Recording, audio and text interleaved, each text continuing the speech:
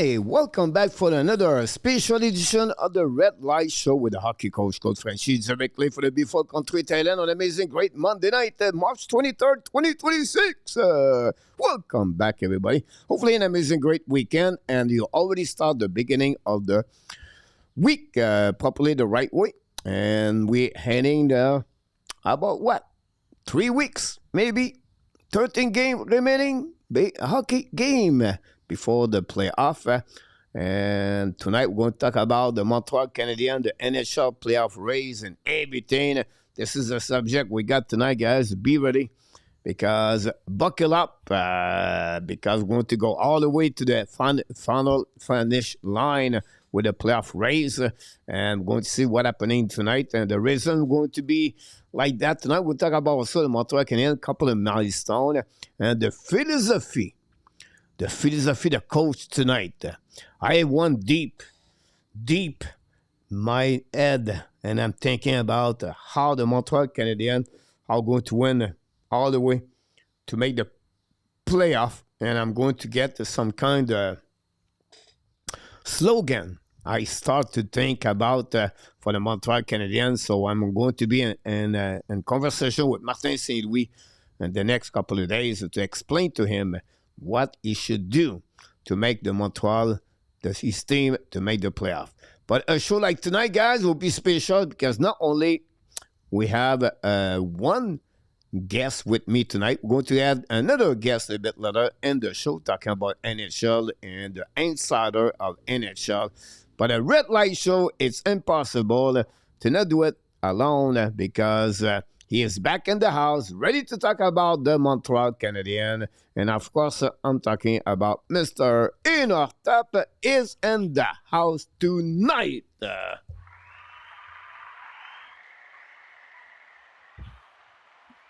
Hello, Coach. Hello, Hockey Nation. We're waving the playoff flag. We're ready. We're just around the corner.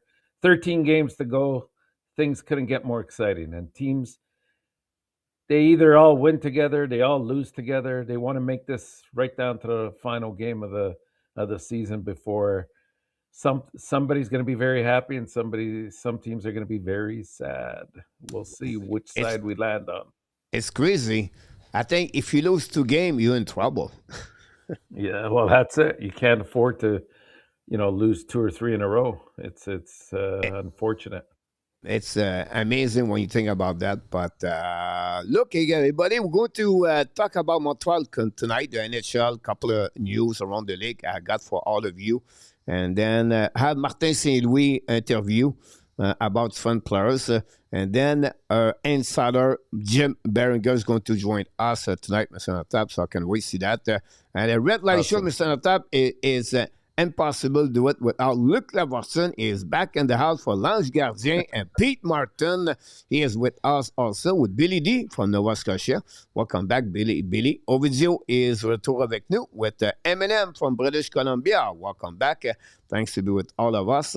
And then PLW go tonight with Shabbat to score for 6X for the Ottawa Senators. I think it's 1-0 after 20 minutes for Ottawa Senators.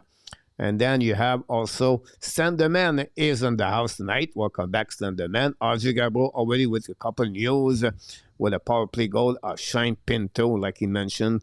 With that, 12 shot for this one. And we're going to get someone else coming right there. We have Super Chat Runway Kings, Mr. Enortap. Is already a Super Chat, Mr. Enortap. Runway Kings knocked the door. Do it. Do you know, before I do it, do you know where he was Ron last night? At the hockey game. He was at the hockey game to watching the Team Utah to watch for the last time on his live Anzi Kopitar and direct on live in front of him. So Anzi Kopitar. So Ron did a great game there last night. And you think he came home happy? Boy, he have to be happy. He cheer for both teams. He cheer, that's like saying I cheer for Montreal and Toronto. It just doesn't mix. So, but pick a team, stay in your lane. You still believe they're going to make it anyway? Oh my God!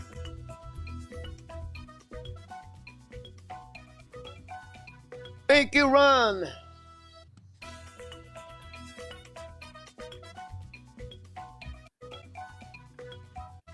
A big goal, Ron, Hey, hey. tonight. Big goal for Ron, Mr. Enortap. Great to see that, and I appreciate that, Ron.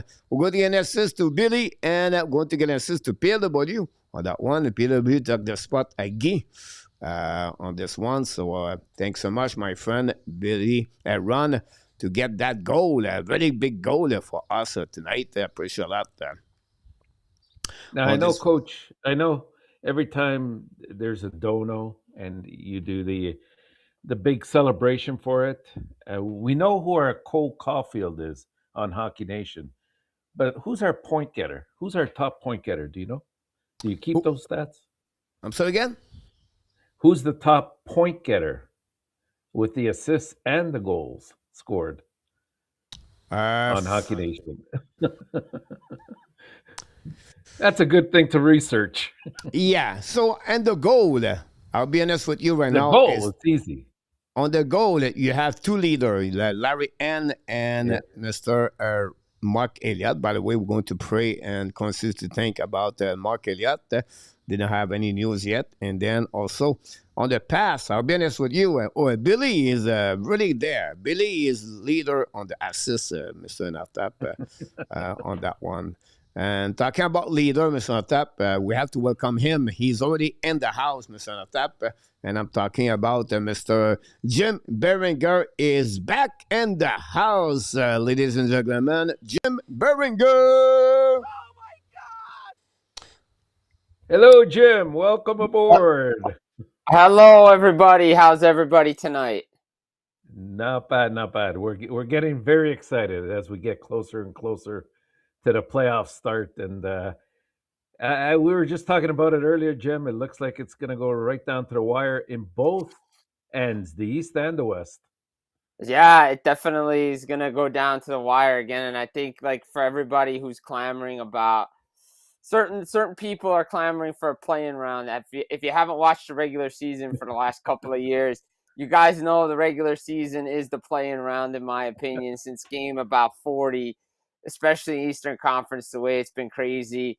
The West, there might be starting to see some separation. I think maybe Nashville and LA may be the only ones really fighting for some stuff right now, Yeah. but you never know. Winning streak, losing streak here and there can change some things, but it's going to come down right to the wire. And this is what the NHL wants. This is why the regular season matters. You don't want to dilute it, and you don't want to make it, I don't want to say meaningless, but you don't want to make the last month of the season not mean anything and not, have the games like, people, you want people watching your games, and they are right now. Thank God to the Olympic boost and everything. But it's just been great because I think it was last night, or no, Sunday, there was like 9 of 11 games, or Saturday was like 9-11 games with playoff implications. Yeah. Sunday, there was like 6 of the like 9 games had playoff implications. That's what you want. Like, this is what makes everything so exciting. And again, it's funny because I was just finishing a piece that's going to go out tomorrow looking at the Eastern Conference playoff race. And I was saying to myself, you just can't look at the wild cards. You also have to look at the divisions, right? Because if you look at the Atlantic, let's take Montreal, for instance. They could finish in the top 3, or they could finish in one of the wild card spots. That's how crazy it is right now. Or none of that. Or none of that, exactly. Or none of that.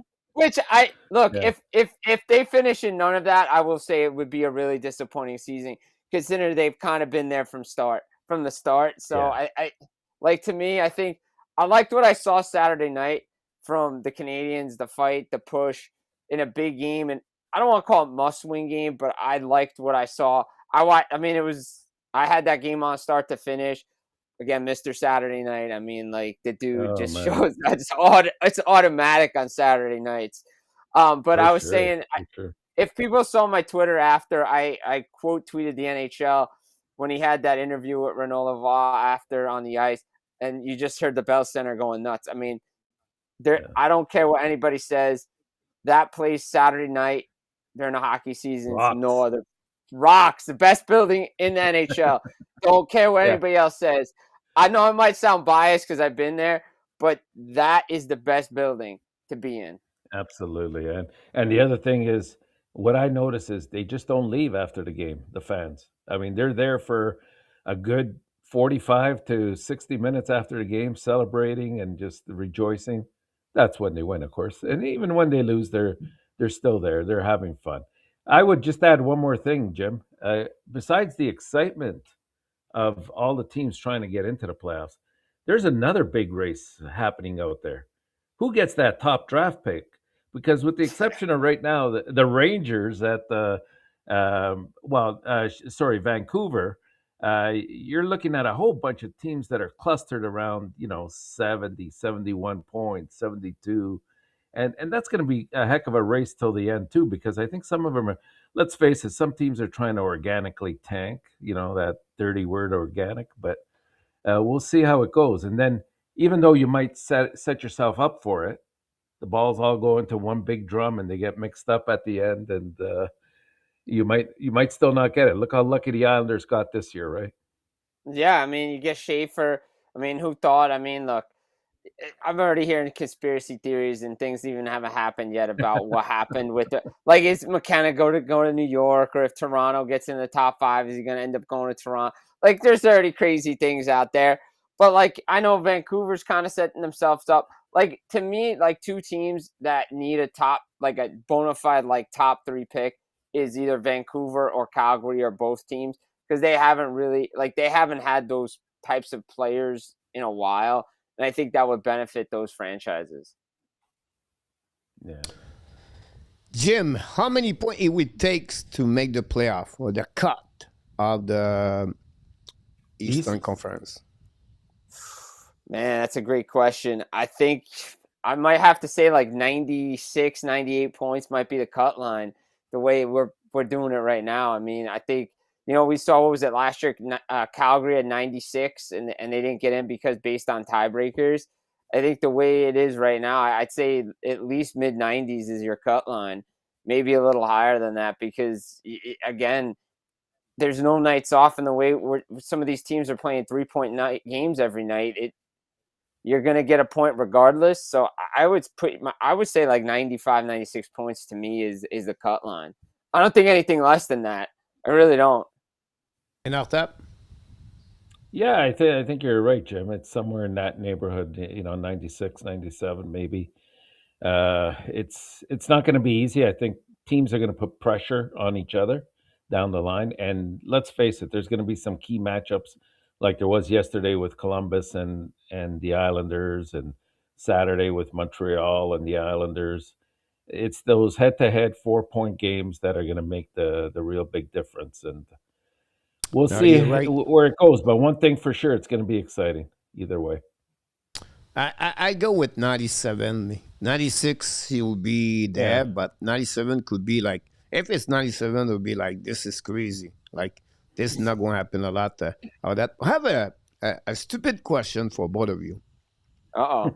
I don't wait. First of all, a professor once told me there's no such things as stupid questions. So you're right. So, but it's something. It's something.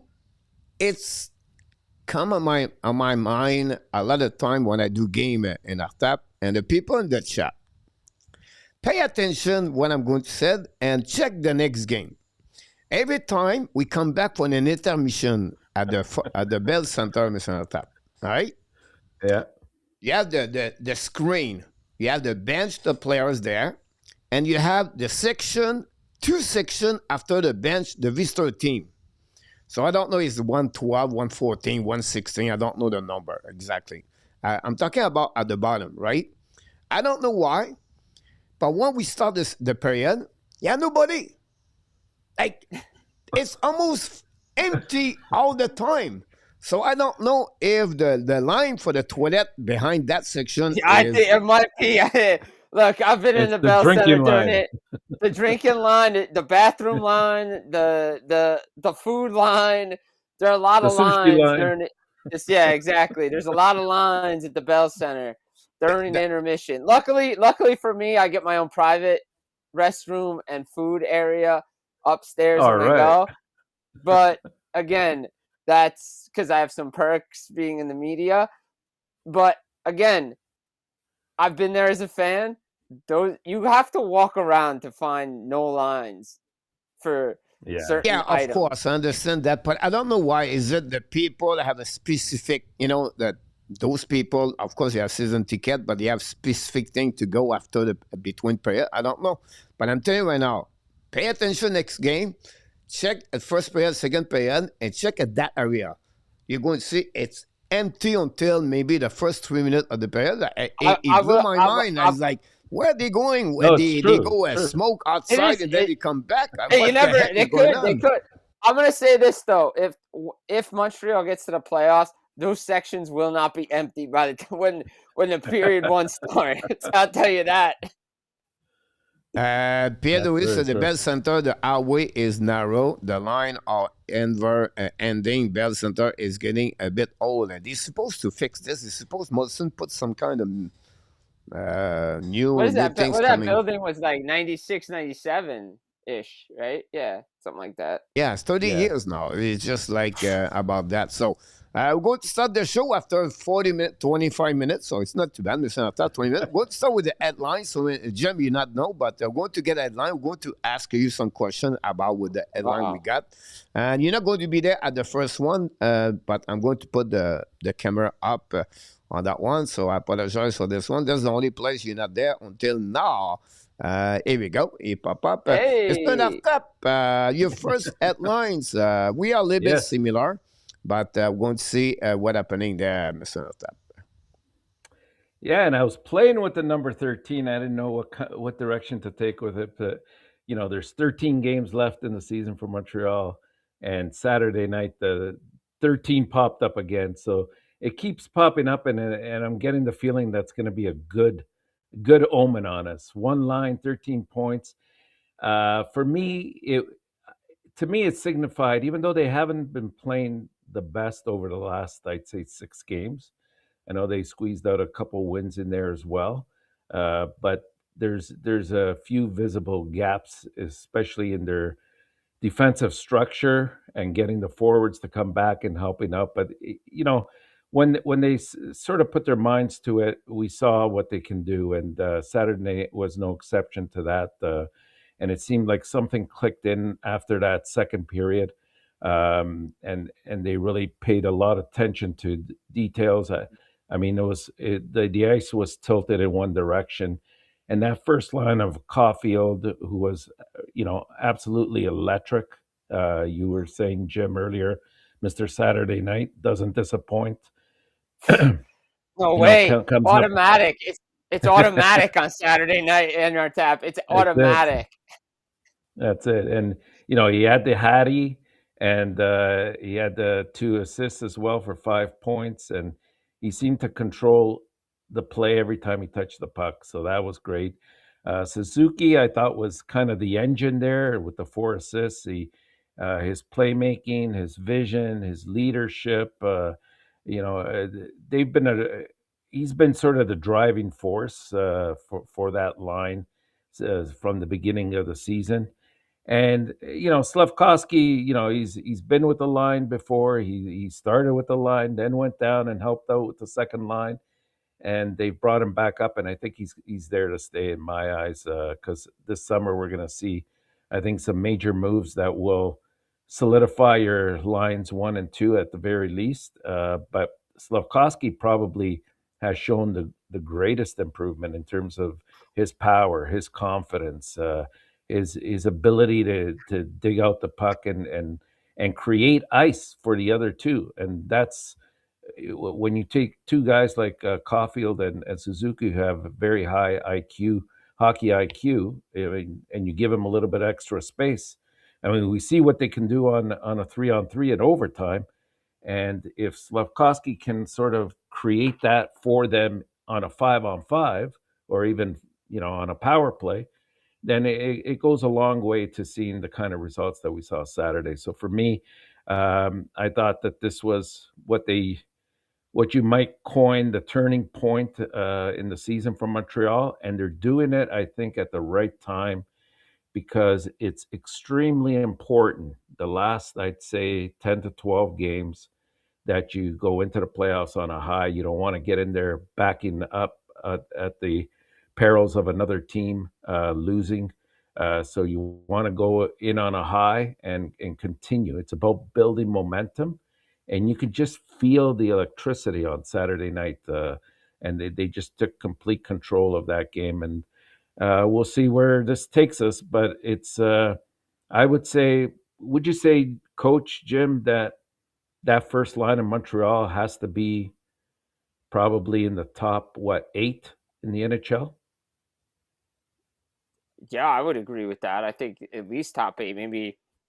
Even top 5? Yeah, I mean, look, I'll say this. I didn't hold this commentary because I knew I was coming on the show when Coach asked me to say it, and I'll say it here, and I'll probably put it on my Twitter again. But the chemistry these guys have reminds me of when Jason Arnott, Peter Sikora, and Patrick Elias were together in New Jersey. They were just uncanny, and they were one of the best lines in the NHL during, from 99 through 2002 when they got broken up. I just think the chemistry these guys have, where they're reading each other, they know where they are on the ice. The way Slafkovsky has come back from the Olympics, I had wrote about it during the Olympics, and I said coming out of it, this is the type of player the Montreal Canadiens needed going forward. This is what they needed for them to take the next step. They needed this power forward, the guy that's confident in his game, the guy that's driving the net, driving plays, and he's a line driver. You saw it on line 2. You're seeing now with the top line. 13 is the lucky number right now. Johnny Hockey, 13. Cole Caufield, that's his buddy, right? USA, they won the gold medal. So I think there's no such thing. 13 is the lucky number for the Montreal Canadiens. And the way, 13 could get a rocket this year too. The way he's putting pucks in the net, 50 goals is not out of the question right now for him. So I like this line. I love what I saw Saturday night. I think it's the best game I've seen them play in a long, long time. And it when they're going, it allows everybody else to get going too. But again, you just don't want to be a one-line team. And I think if they can find a balance somewhere where if they're not going, other guys can step up, that'll be great for the Montreal Canadiens because they do have those players on the team. So good. Listening, Martin Louis about Cole Caufield. He celebrates everybody. The biggest thing with Cole is he's a team first guy. He celebrates everybody. Everybody who scores or makes a great play, he celebrates everyone. And I think obviously he bought into the stuff that we've been talking about for 4 years. A lot of nights he's playing against tough matchups, not just forward-wise, but defensive-wise too, defenseman-wise. So, I feel when you understand that, you have more opportunity to score goals because you're helping your team having the puck more. But what impresses me the most with Cole, and I know it's not even your question, is he's a team first guy. That brings me to ask you, both of you, why he does not play a 6-on-5 or 5-on-6. That's it. I think, to quote Connor McDavid, that's probably a question for Martin St. Louis. But no, it's a good question.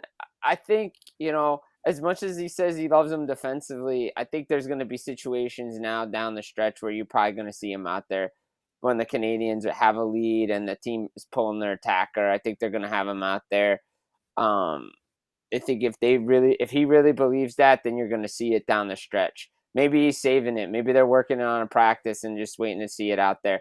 Again, these are guesses. I don't know. I'm not in his head, and I don't want to, put words in his mouth. But that would be one of my guesses. Again, the responsibilities. Maybe you have other guys that have been there, and just to stay on this topic, I don't want to hit. I know we'll probably talk about playoffs and this and that experience. Don't forget, him and Suzuki were there in 2021 for that run. Yeah. They understand what it takes to go deep in a playoff. And Martin St. Louis has unlocked something in Cole Caufield that could have been lost if another head coach was still here. So I think you see what's going on with him. And look, again, these are just my guesses on why he doesn't play when the other team has the extra attacker. Enough that. Yeah, I mean, there could be any number of reasons, but I think that you have some players already that are slightly better equipped in terms of blocking shots. Probably have longer sticks too, and that means something when you're trying to disrupt the opposing team from setting up a play on a 6-on-5, and that's sort of what you want to see. But I agree, Jim. I think as the things wind down and maybe 43 becomes 47, they're going to set him up with opportunities. But let's hope it doesn't become a distraction for the team, because their number one aim and goal is obviously to get into the playoffs, more so than it is individual accomplishments. And there's a few of them on the team. You know what? I think for me, it's a positive in that. I think he's going, if ever he's going to get 47, right? Yeah, At that moment, at 46, I'm not sure, but 47, now it's going to be everybody going to play better and to try it for him too, everything like that. I think that would just go on the positive side, not on negative. It's going to go push harder. I know the club they want to make yeah. it, but I think this is going to be more positive and negative, in my opinion, for Cole Caufield and the rest of the team. Here we go, guys. I go that direction for you, for me too. But I want to talk about he's going to be a monster, Mr. Slavzila. Look, this is just the beginning for him. This is going to be, he's just, 21 years old. He's going to be 22 in the next week, March 30. But imagine that. He's going to hit maybe the 30 goal. He's going to maybe hit the 70 point at the end of the season. But it's just showing now what he will be one day. And he's just going to be a monster. We thought he never was going to score 30 goals. I remember last year, Marco thought he's going to be more a guy past the puck, everything like that. And I think the fact he won the second line, and he take control of that line, that his maturity of that line, this play now is getting on the first line, where you can see another dimension of his power he has, his strength, and just dominate the way he is right now. And like I said, he's going to be a monster. And before I heard from you guys, your comments about Slafkovsky, what you feel about him, bounce season, everything like that. I want Martin St-Louis said about Slafkovsky. I think this is in French. I will translate for you guys after. Auparavant, avant que Ouais. je change de truc. Ouais, je pense qu'il. Le côté exécution et tout, la game a ralenti pour lui là, cette année. Mais je trouve, là, depuis qu'il est revenu sur ce trio-là, il graduellement revient à son identité. À soir, là, il a tout fait. Là, il a été physique, il a gagné des pucks, il a fait des jeux, il est allé dans un scrum, il a checké là, toutes les boxes. Puis c'est ça que tu as besoin d'un joueur de même. Il a toutes les habilités pour faire tout. Quand il met tout ça ensemble, puis là, en plus, la game a ralenti pour lui offensivement dans l'espace, il est capable d'exécuter. C'est une autre belle année pour lui, une progression. Puis c'est le fun de voir jouer comme ça. So what Martin St-Louis talk about is, first of all, he talk about the fact like the game is getting slower for him in front of him.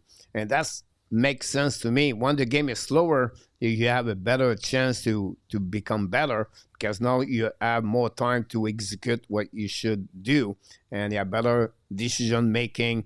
You make better play overall. Also, you talk about the intensity, the Juraj Slafkovsky, what he's going to become the next couple of years, and then you talk about he check all the box again, the Islanders on everything on that game. And the fact now he playing the first line just make that line better by the way he's playing now. So Martin St-Louis, he can realize the development of him. And he said also the fact like every year he's get better and better and better. And he can wait to see him the next couple of years, whether he's going to be a power forward, guys.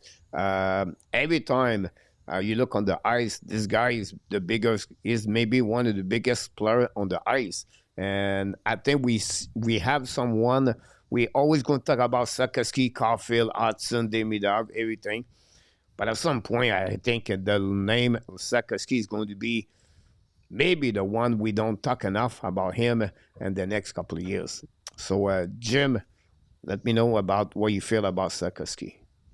Yeah, I love what I'm seeing from the kid. I mean, it's a linear progression, right? Like this is what you want from your players, right? You don't want that great first year, couple down years, and then he's bouncing back. This has been a linear progression for him since he's come into the league, right?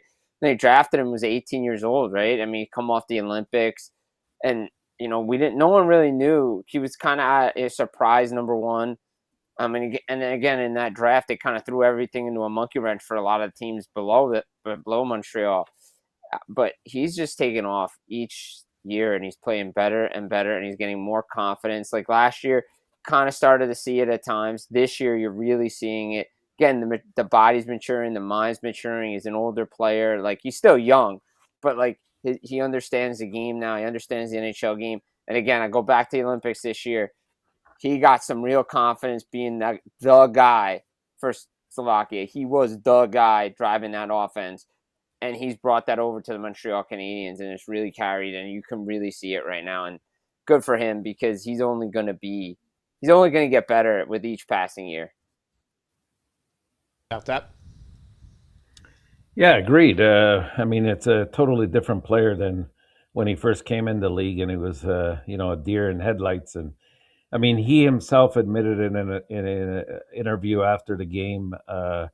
Exactly that point. He says, I see the game much better. I don't freeze and have to think of what to do. It's coming more naturally.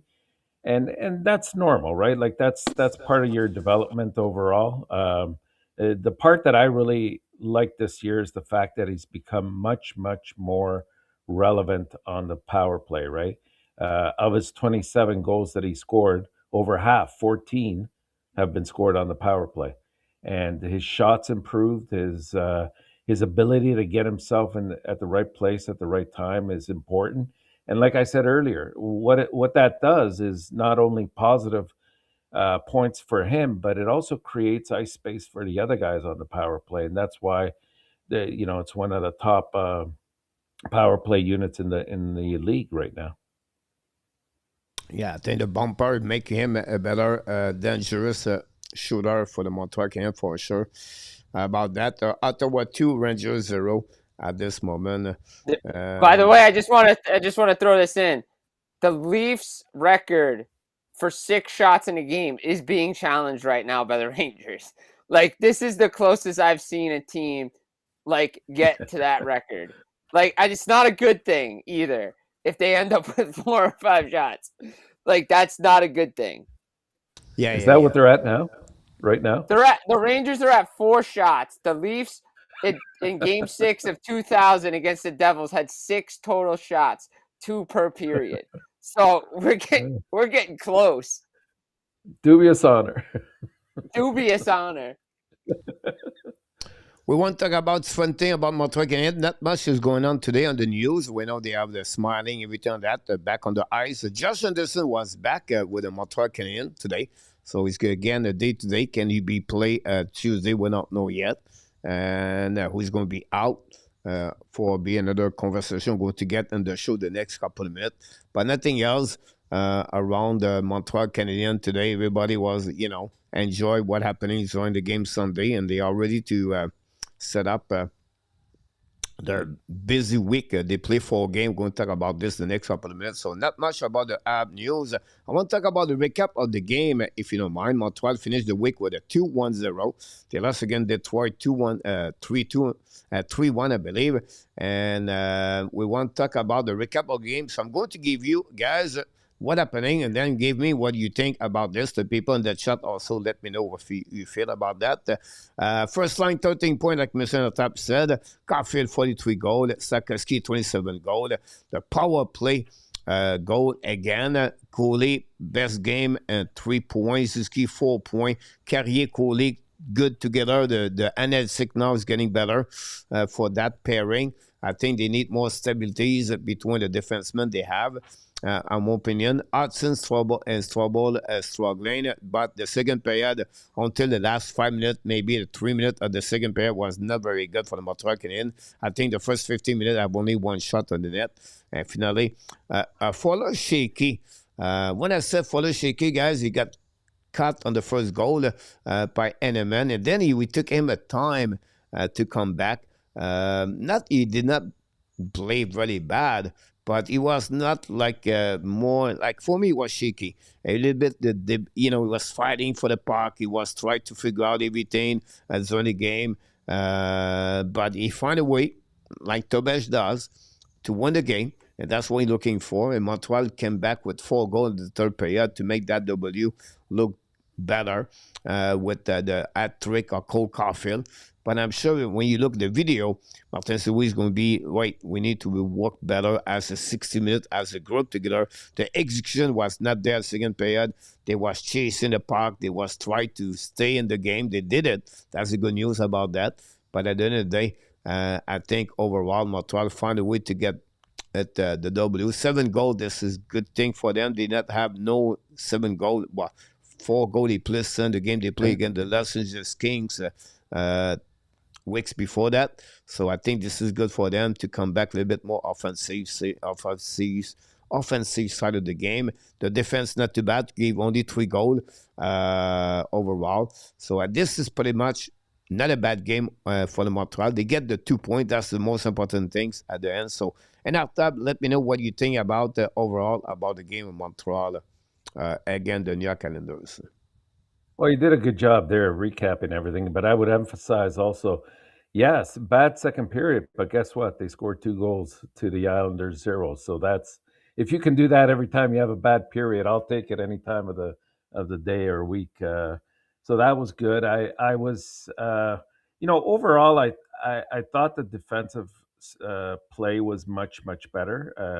They did a decent job of the defenders of clearing their man in front of the net, and I thought their cycling game, Montreal's, was just superb. They kept putting the puck around and really tiring out the Islanders' defense, and that's when you saw a lot of the turnovers. At the end of the day, there were, I think, 13 times that they took over the puck and were able to set up, I'd say, at least 6 or 7 excellent scoring chances. So definite positives. I would have liked to seen a little bit more, out of the middle lines in terms of production.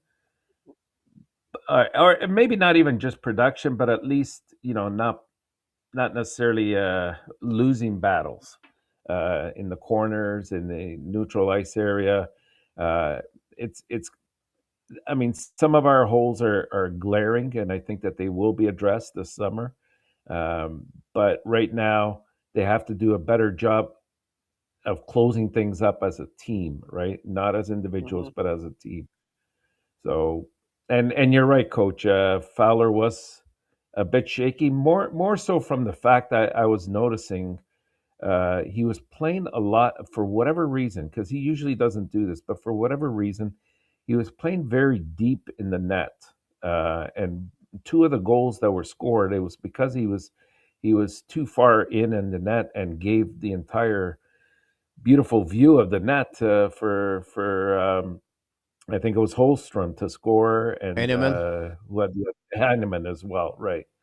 So yeah, it's a rookie. He's going to learn. The good thing is he has the mental fortitude to overcome this, and he's not gonna ponder over this for too long. So yeah, overall a solid game, I think.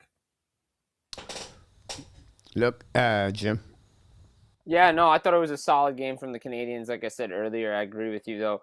I think you need more production out of the middle guys, the rest of your lineup, right? Like I said before, you need to see more of it, especially going to the playoffs, because if teams know you're just a one-line team, they're going to just be able to take everybody away, and then you're going to have the problem of trying to balance out your lines again. I liked what I've seen from Gouli over the last little bit as well. Again, it's a good bounce-back win for a team that kind of gave a game away against Detroit and a point away that they probably should have had. Thursday night. Like, that's a game you need to get a point out of, not like to lose to lose it 2 points in regulation was tough. If they could have just gotten overtime and got a point, you are like, all right, we lost in overtime, big deal. You got a point out of it, okay. But they bounced back, got a nice win, and I agree with you, Enortap. I don't understand why Fowler was so deep in his net. I don't know. It must be goaltending. These coaches these days are teaching these guys to be so deep. But when guys are more aggressive, especially when Fowler's on his game and reading his lines and reading his posts in the ice, he's so aggressive, and that's what made him so good in college. And that's part of the reason why they wanted to bring him up. And even in the AHL, that's why he was so good. Again, he's still a rookie, still adjusting to NHL, right? He's been up and down a couple of times, but this is the options right now for the Canadiens, right? Like, it's Dobesh, it's Fowler. I mean, again, I don't know if Montembeault is going to see the ice the rest of the season. I mean, this is what they have right now. But again, it's not just everything has to be on goaltending. If the rest of the team can clean up defensively, it'll help out their young goaltending, and it makes them better, right? Good defense leads to good offense, protects your goaltending. You limit your shots, keep everything to the outside. So I agree with that. I agree. They're definitely going to be addressing some of the glaring needs this summer. They have to. Yeah.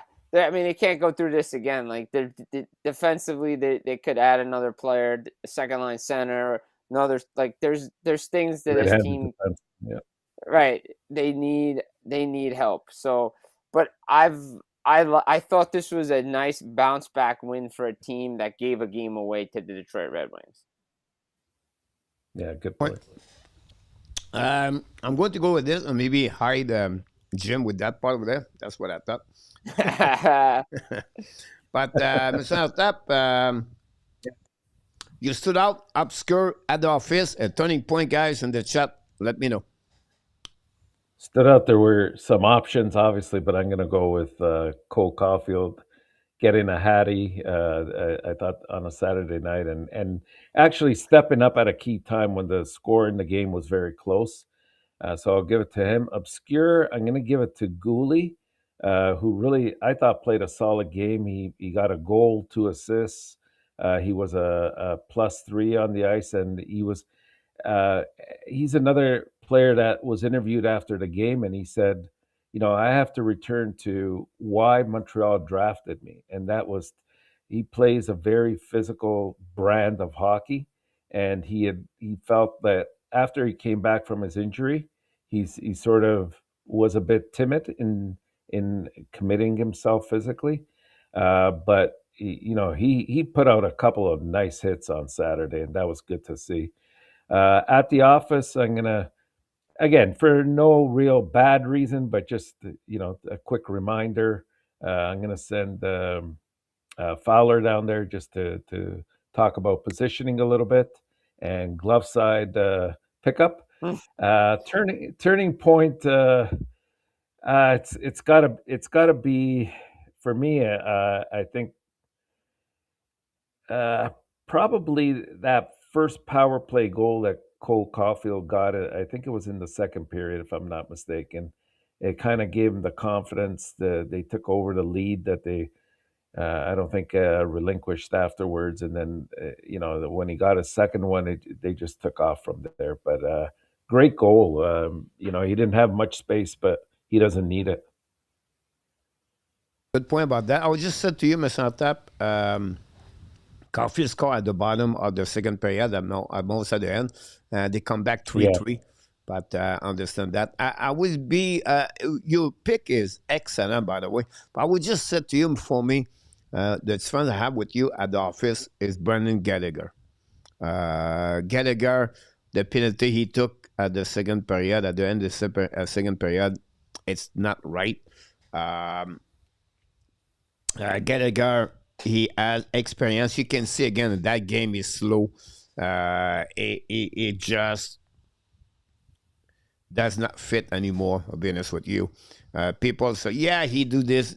Guys, if you have a player with speed, it would be a big difference right there. And again, that penalty at the second period, with experience he has, Martin, so we talk about that all the time. execution, but awareness, time management, clockwise, everything, and Gallagher know better. And it could, that goal could change everything after that, and others could win that game. And we did the same thing at the first period. But for me, Gallagher, guys, all my respect. All my respect I have for this guy. He bring sometime in hockey, you limits, you hit the wall, and that's what happened with Gallagher, on my opinion. And I would say to my obscure player, guys, or it's not an obscure. I would say just one more thing about this. I know people say you crazy, but you know what? The Joe Villano helped the Montreal Canadiens at the bottom six right now. He does a lot of things nobody pay attention on the game. He doesn't score and have the point on the scoreboard on the score sheet, but he complete that line right now without Anderson. So for me, if I was Martin St. Louis, we're going to talk about this next couple of minutes. I don't want to jump in there, so I apologize. I'm not going to get there. No, do it, coach. Do it. I think it's time right now to figure out something else with Gallagher. I understand that, but I think for me that's it. That's all. So, Mr. Jim, let me know what you think about the stood out obscure out of his 30 point, maybe one of the four, whatever you want to bring on. I mean, look, you could get you could go Caufield, Slafkovsky, Suzuki, standout player. Man, I think either one. No wrong choice there. I mean, these guys played unbelievable that night. I agree with you. I think to me, I'm gonna go to turning point for a minute, because to me, watching this game, I think scoring right away after the Islanders tied the game in the third period to get the lead back, to me, was a real turning point in this game, because that opened up the period for them. That forced the Islanders to play a style of game that they don't like to play, which is trying to run and gun with a quick team like the Canadiens. And they got off their game, and they didn't try to play 0-0 hockey and try to keep it within one goal. They opened up their system, which allowed the Canadiens to just pump in more goals and chase Sorokin and save him for the next night against the Blue Jackets. So to me, that would be my turning point, because you get a goal back like a little over 3 minutes later, less than that. That's huge, because that changed what the Islanders were doing the rest of that game, especially in that third period. You're referring to the goalie goal? Yeah, it was the goalie goal. Yeah. Right after Schaefer scored like 45 seconds into the period, and at the 3:17 mark of the third, it became 4-3. And to me, that's a big turning point in that period, because if it's 3-3, the Islanders can play that style that they lock down that neutral zone, and maybe they don't allow guys like Slafkovsky or Caufield or guys like that to get through. So I think the fact of the matter is that they get the goal right away.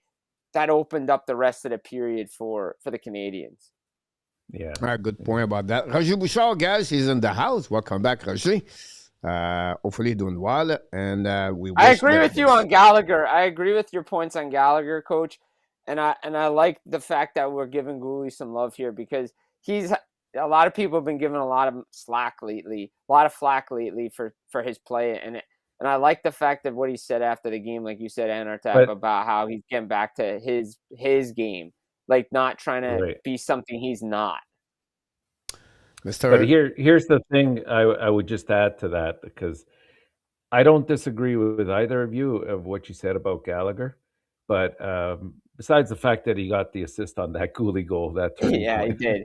The other thing is, that one game where Marty St. Louis sat him down, you saw the impact that it had on the team. Like, this guy galvanizes the team. And I know that that's not a reason necessarily to keep him in the lineup or to give him extra time. But, we went into about two games where we did not look like ourselves at all. And you saw the expression on Anderson's face and his remarks, and a couple of other players, that they were shocked. And I just wonder psychologically if it had effect on their play, the fact that he wasn't there. Yeah, I think it might have. I definitely think you have a veteran like that who's had playoff experience, been on deep runs, been with this team. Like, that's a guy. Like, I know his foot speed isn't what it used to be. His hands are definitely not what Yeah. it used to be. But that's a guy you want on the bench, and you want it like dressing in your room to get a team fired up. But again, That's they have right. a tough decision with him in the offseason, and there's going to be a lot of tough decisions with this roster. But again, they got a nice bounce back win. I'll say that. Mr. Garrett C is in the house. Before we move on, I want to you guys listen what Martin Sweet talk about Caden Cooley. I think Goose is really played to his identity on Saturday. Is that his best game of this season? It's definitely his best game of late. I'd have to go back and watch the early ones, and I know he missed some time too. So, but what he did in that game, it's what he can do, and you want to repeat that, knowing that it's hard to do, but it's. I felt like he checked a lot of boxes last game, and it's probably for his own confidence. I think it's a big game. I think it's good to hear that from Martin St-Louis about Caden Cooley. We need Caden Cooley. I think Caden Cooley at his best help the Montreal Canadiens like any other defenseman for the Montreal. So we'll see if he's going to carry on this in the next game. And next game, Carolina's coming out twice this week, so we'll see about that one for sure. Pete Martin said should use Beck as a trade bait next summer. It's one of them. Pete Martin, I think, have many other players, but one Beck could be one of the like could be Dak or many others could be on the trade bait for the Montreal Canadiens for the upcoming season. And defensemen, Strobel, Carrier, Jekai will be definitely on the conversation at some point. Before we move on, Jim, you have a question for Marco. He said about Jack Hughes. He talked about the golden goal, honestly, but I don't know me. I said that 2 weeks ago, 2 weeks ago. I wouldn't be surprised the Devils trade Jack Hughes. Or if I'm wrong, I wouldn't be surprised they trade Shire or Jesper Pratt. I think the Toronto Maple Leafs stick stuck with 4 players for years and years and years. And maybe after today, they can realize maybe we should change this like early. Maybe Shannon think about this after 4 or 5 years. Maybe we should make a trade one of the 3. I'm not sure, but I feel like the Devils were now all on the where they don't go forward. They have a good team, but they don't have the next step over there. I don't want to blame Kiev, but he missed a couple of pieces of the puzzle, and a trade like Jack Hughes could maybe add good players, honestly, with them. I know what Jack Hughes brings, but at some point they need to figure out something else. Look, I agree with you. I'm not saying so much on the Jack Hughes trade, but I'm saying they got to shake this core up. I think they do believe that they have to shake this up, right? Like this team has gotten for how long? Like they've had 2 playoff appearances, lost first round, beat a Rangers team that wasn't as good as them, but they came back from 2-0 down. But the addition of Meyer just hasn't worked, right? I know what the question. I saw the question from Marco about the golden goal puck. I think it should be in the Hockey Hall of Fame. It deserves to be in the Hockey Hall of Fame. That's where it should be. Go find it there. All the other pucks are there. So I mean, he was just crying about something. And again, for a lot of people who don't know this, the agents don't know everything. Like they think they know, but they don't know everything. And I'm not saying I know everything, but good friends of mine have told me that the IIHF and the Hockey Hall of Fame have this agreement. Their players are told about this when they go to the Olympics. So I don't know, got lost somewhere. But as far as trade for the Devils core, I think they've made tweaks in their system. You could see it, but they have to, if they're going to roll with Jack Hughes, which they're definitely going to do, they're going to keep Nico Hischier, which sounds like they will, but you never know what the player's thinking, right? He could get tired of losing. He may want to go someplace else. Look, you have to say, okay, what's the system? How are we playing the system? How are we going to, what type of guys do we want to bring in here? And, Jack Hughes is a good player, but they have to be able to, because you eventually going to get injured. And when he does get injured, the offense goes away. You have to structure your team in such a way where one player just doesn't affect the rest of your lineup. So I think that's something they're going to have to look at. Top six forward, they're definitely look at better defensemen. Like, what are they moving out? So there's a lot of work to be done. And is the coach coming back? Is the GM coming? There's a lot of questions for the Devils this offseason because they have really underachieved. And I understand injuries, but injuries can't be an excuse for this team anymore. I'm sorry. It just can't be. Again, I may sound like the harshest critic for the Devils, but it's like every year with this team, a devastating injury happens and they're out of the playoff mix. And that's not a way to structure a team. I know. I heard like Donald Trump sent the FBI checking for the puck for the Olympics. So I don't know if he's going to find it, Mr. Enortap, but no, he's not going to find it.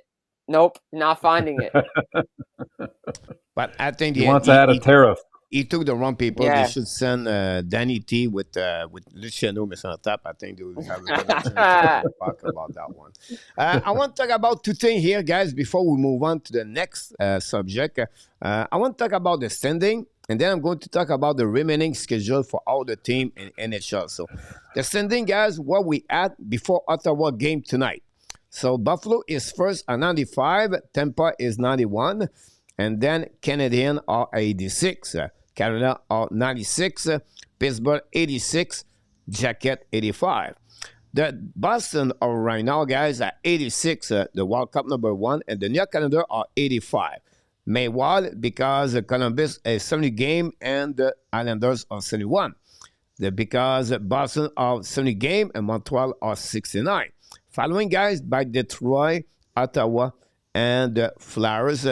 5 points behind, 69 game, two game behind the Islanders. Imagine the Flyers won 2 games. That would bring them at 84 and 1 point behind the Islanders with the same number of the game. So again, they have to win the game, honestly. Like the Montreal are 69 game, and they have 1 game usually compared to any other team in NHL. Now, people said, what the heck are the logo?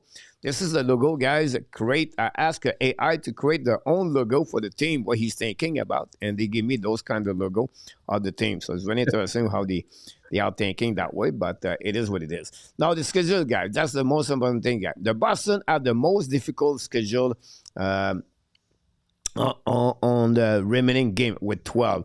Dallas, Carolina, Buffalo, Tampa twice, and Columbus twice, and of course, I'm talking about the Wild. The only team, guys, is the Devils, the Florida Panthers, Toronto. I'm not going to go all the way like that, but that'll give you guys, think about this, Boston, Columbus, and Islanders. If you think about this, we have right now 2 teams are right now on the wild card, and they are the most difficult schedule until to the end of the season compared to, example, like the Flyers, Ottawa, and the Montreal Canadiens, and Detroit are really a good schedule with the Pittsburgh. That's not certainly going to win those games, but that gave you an idea, guys. And when you look closely, guys, this part, what I'm interested to check, guys, is look Ottawa. Ottawa play Detroit and Pittsburgh. So Detroit, Ottawa play. Check this. They're going to play again. The Tampa Bay Lightning, and they're going to play against Buffalo and the Carolina Hurricanes. Ottawa, after that, they have 4 teams with the easy schedule and the remaining of the season, like Pittsburgh, and this is maybe helping them, but I think they're going to missing point at the end. So it's going to be really interesting, guys, going happening there. I don't see me, on my opinion. I could be wrong. I would like to hear all of you guys. I don't see Islanders, Columbus make it. One of the two is going to be out, in my opinion, and Detroit and Boston could be in the trouble also on that one. People said Pittsburgh, nobody wants to see them. I still believe Pittsburgh going to find a way to get there, but if I'm Detroit right now, if I'm Islanders and Columbus and Boston, I think I'll be a little bit more nervous for them. And then Ottawa will just they are not in control. This is the only problem for Ottawa. They are not in control of the destination, the destiny. It's all depends what other teams going to do. But guys, this is going to be interesting until to the end of the year. And I would like to hear from you. This is insane, and what you feel, what you see behind that, Mr. Enortap. Well, first of all, I don't know if Ottawa obviously more than likely will get the 2 points tonight, especially when you're faced with only 4 shots against. So that'll put them at 83, which is just 2 points out of a wild card, and they'll only have 70 games. They won. This will be their game in hand that they obviously won. I would not count Ottawa out. I think that uh, they're getting their act together at the right time. They're getting good goaltending. The defenses looked good. They're getting production out of more than just one line, and they're doing a lot of the little things right. Uh, you have to start looking at teams that start floundering, right? Like right now, you look at the Islanders, and while I like their goaltending obviously, and their defense is very good. The fact that they've played 71 games puts them at a little bit of a disadvantage to some other teams in the race. Uh, Boston, I think, will probably hang on. I do think whoever drops out, it'll probably be out of the Metro. And I know you're confident, Coach, with Pittsburgh staying in there. I'm not so sure. I know they just got Crosby and Malcolm back prior to that, but the whole season I've been wondering just how have they kept up this pace? And kudos to them for having done so, because I thought at some point after 20 games, oh, they'll start dropping. After 40 games, oh, they'll start dropping. After 60 games, and they're still hanging in there. I think that's an amazing feat. But I look at the goaltending, and I'm not convinced. So is it enough to hang on? Maybe, but is that a team that inspires much fear, like in the playoffs? I don't think so, and I could be totally wrong about that. But I do see possibly. I would say Detroit out, uh, Pittsburgh, and maybe the Islanders because they've played that extra game. Jim. Yeah, I mean, it's going to be a battle right now. I think the Columbus to me is the X factor in this thing. I think the way they've been playing, right? I think 18-2-4 on their Rick bonus right now, and they only have like a 1 point lead over the wild card team, and they're tied with the Islanders. Like the Islanders, they got to get their acts together.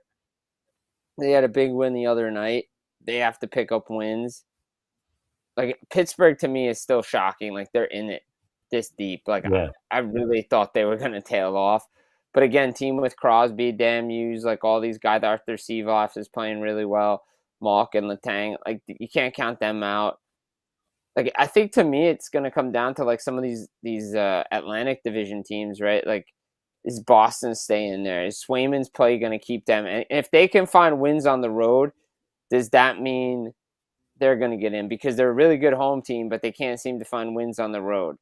But if they can start like that game against Detroit the other night, Saturday night, was the ABC game, was our national game on ABC. I was flipping back and forth, but like to me, that was a big win for the Boston Bruins to get it in regulation. Like if Detroit doesn't make the playoffs, to me, that's like a real disappointing season because I think expectations were higher. I don't know what they're doing with Axel Sandy Pellica. I really don't. Like I don't understand why this kid's going to the minors. But again, I'm not Steve Yzerman. I'm not the coaching staff. So I think, like, I know, And understand that's an area they need help in. Exactly. That's what I'm saying. Help. Like, they're trying to bury that kid, and he was probably one of their best defensemen this season in the games that he's played. I know they made a trade for Justin Falk and David Perron, but, like, can they survive an injury to Larkin, who could be back on Tuesday night? Like, to me, like, if they can get their act together, I think that's a team that needs to make the playoffs. If I'm looking at it, I think as it stands right now, I could see. I definitely can't see. I think the Islanders find a way to get in there, but it's going to be tough for them. I think maybe Columbus is, unfortunately, might be the one that gets out of this thing. But like the Islanders are playing so well, I feel like the two wildcard teams might be finding their way out of this thing if Columbus drops there, just because maybe Ottawa sneaks in and knocks out Boston or something. But you could ask me a week from now, it could change. Like it really, like I'm not trying to like just night. Exactly, it could change tomorrow, 24 hours from now. It's just, this is a great race. Like it really is. Remember, guys, Columbus will play Sunday. They play Saturday, they win. They will play Sunday, they lost against Islanders. They play Tuesday, Thursday, Saturday, and Sunday. If Columbus get out this part with 500 or a little bit more, 1 point over, Columbus is going to make it. But if they fail this week, they lose Sunday. Imagine they lose 3 games. The next 4 games, they lose 3 of them. That will give them 4 losses in the last 5 games. Columbus could be in the trouble. This is the biggest week for Columbus at any level for that. They go through a 2-2 for the next 4 games. Columbus is going to have a better chance, a lot of chance to make the playoff, in my opinion, on that one. But we'll see. And you gotta hope there's no 3-point games between some of these teams that are in the playoffs. Right now you're going to fight, right? You have a lot of matchup this week where you're going to find example like Islanders, Flyers, Columbus. You're going to, we not see that in front of us. So at some point, everybody cannot make it. Like for instance, like tomorrow night, Tuesday night, Ottawa's on a back-to-back. They play Detroit. Yeah, like that's a big game, man. That's a huge game about that one with that for sure. Even if they get an overtime point, that's huge for them. Like to get 3 out of 4 points in a back-to-back, and if they get 4 and if they win back-to-back games, then their chances are really starting to improve for playoff perspective. Montreal is a back-to-back this weekend, Nashville and then Carolina. So that would be at least they have to win at least 1 of the 2 games. But look, what's coming now will be interesting. Martin St. Louis decision. And I talked about this early. I want to hear from you. Gallagher, maybe this weekend a back-to-back. Do you let Gallagher in the lineup? If Anderson's coming back tomorrow, who do you put out of the lineup? And then what is your schedule of the goaltender for the Montreal Canadiens this week? So 2 good big questions right there, guys. And then I'm going to move on with my Enortap. We have the philosophy coach tonight about Fontaine. You're going to be impressive. What I did, guys, for the Montreal. How do you go to mindset? How do you go to win the rest of the remaining of the schedule to make the playoff? So, Mr. Enortap, Martin St. Louis decision, Gallagher or not? Who's going to be out of the lineup if Anderson coming back tomorrow or during the week? Well, I think the back-to-back game, the Nashville and Carolina, I think he does sit in one of those 2. At this point, if you sat him once when he was running that Ironman streak, the biggest damage has been done from that perspective or way of thinking. So at this point, if he starts sitting 2 or 3 games along the way, you have to do and give your team the best chance to win. And so if that means he has to sit because what he has to offer is much more limited than some other people that can come into the lineup, then unfortunately that's what you have to do. Jim, I'm going to send a question for you. Do you think, if it was you, would you keep the same players on the second line, Nihuk, Kapanen, Edimlov, or are you going to make a change to change that line? If it's the case, who is going to be on the second line and what will be the bottom 6? Who's going to be at the bottom 6? That's a great question. I would probably start the game the way I finished the last game, with the second line the same. But if they get into trouble and they don't produce, I'm flipping like right away. Like I'm not giving it a period. I'm not giving it anything more. I'm gonna be like, all right, well, I have to make a switch. Who can I put up there?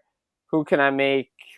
What can I do for this team to really be, productive right now, to get me some depth scoring, especially if the Canadiens right now are going to be a one-line team.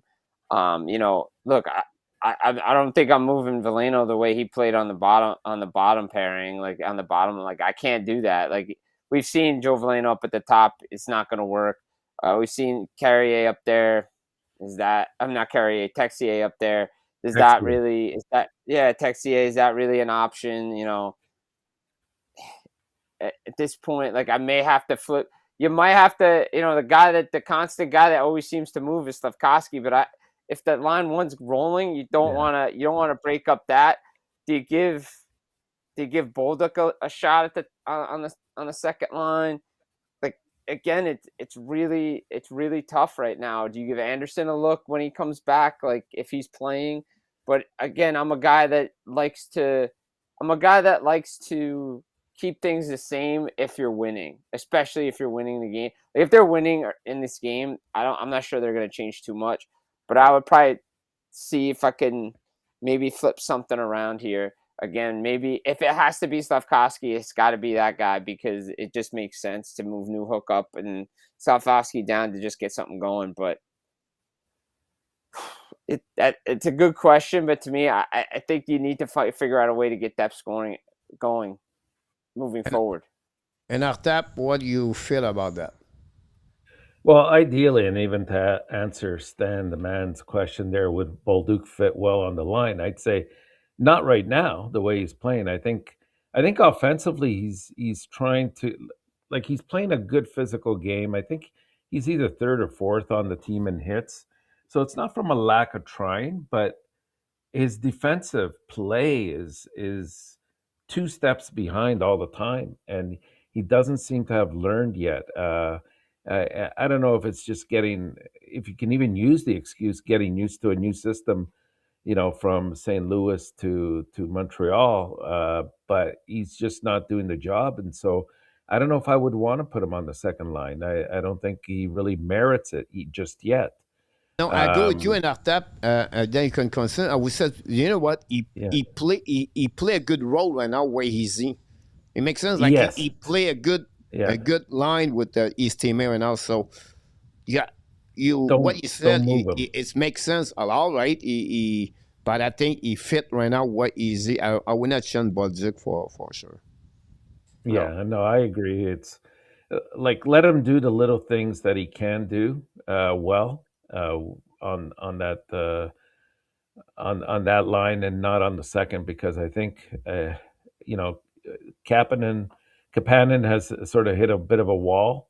Not surprisingly, I think this is probably the most number of games he's played in a season, and you throw into the mix Demidov there too. Although Demidov really he needs a Cole Caufield, somebody that can just finish, because some of his passes are just amazing, and you hate seeing those opportunities wasted.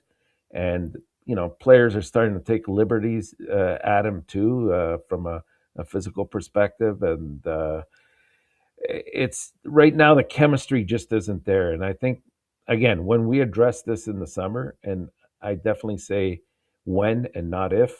No, it's when. It's when. Yeah, it has to be. You're going to have a totally different Demidov and second line production coming out of there. And I think down the road, I think Kapanen makes an absolutely perfect number 3C. So again, we bring up the whole 2C question, and who can come in and be that consistent defensive and offensive drive for the team that allows that whole line to just gel and execute. We'll see this summer, but for now we have to. It has to be more of a team approach. I said that earlier. I still believe it, because we're taking 6 of one and for half a dozen of another, and coming up with the same results regardless of who we put in there. Yeah, I agree with you about that. Go to move guy at the Montreal Canadiens mindset. I was trying to make some videos, some picture, but I have no time to do that. But I make something. We're going to do a little bit a clash with my philosophy for the Montreal Canadiens. So the fight to the finish line, ladies and gentlemen. Enortap, the fight for the finish line. So first of all, let's go with that one. The playoff racing right there, guys. You can I like see that. Where can I buy those cars? on that one. There it is. 3-star of the week, guys. Caufield did it this week, the 3rd star, following by Philip Forsberg and Kucherov. What a great Kucherov, guys, is on fire right now.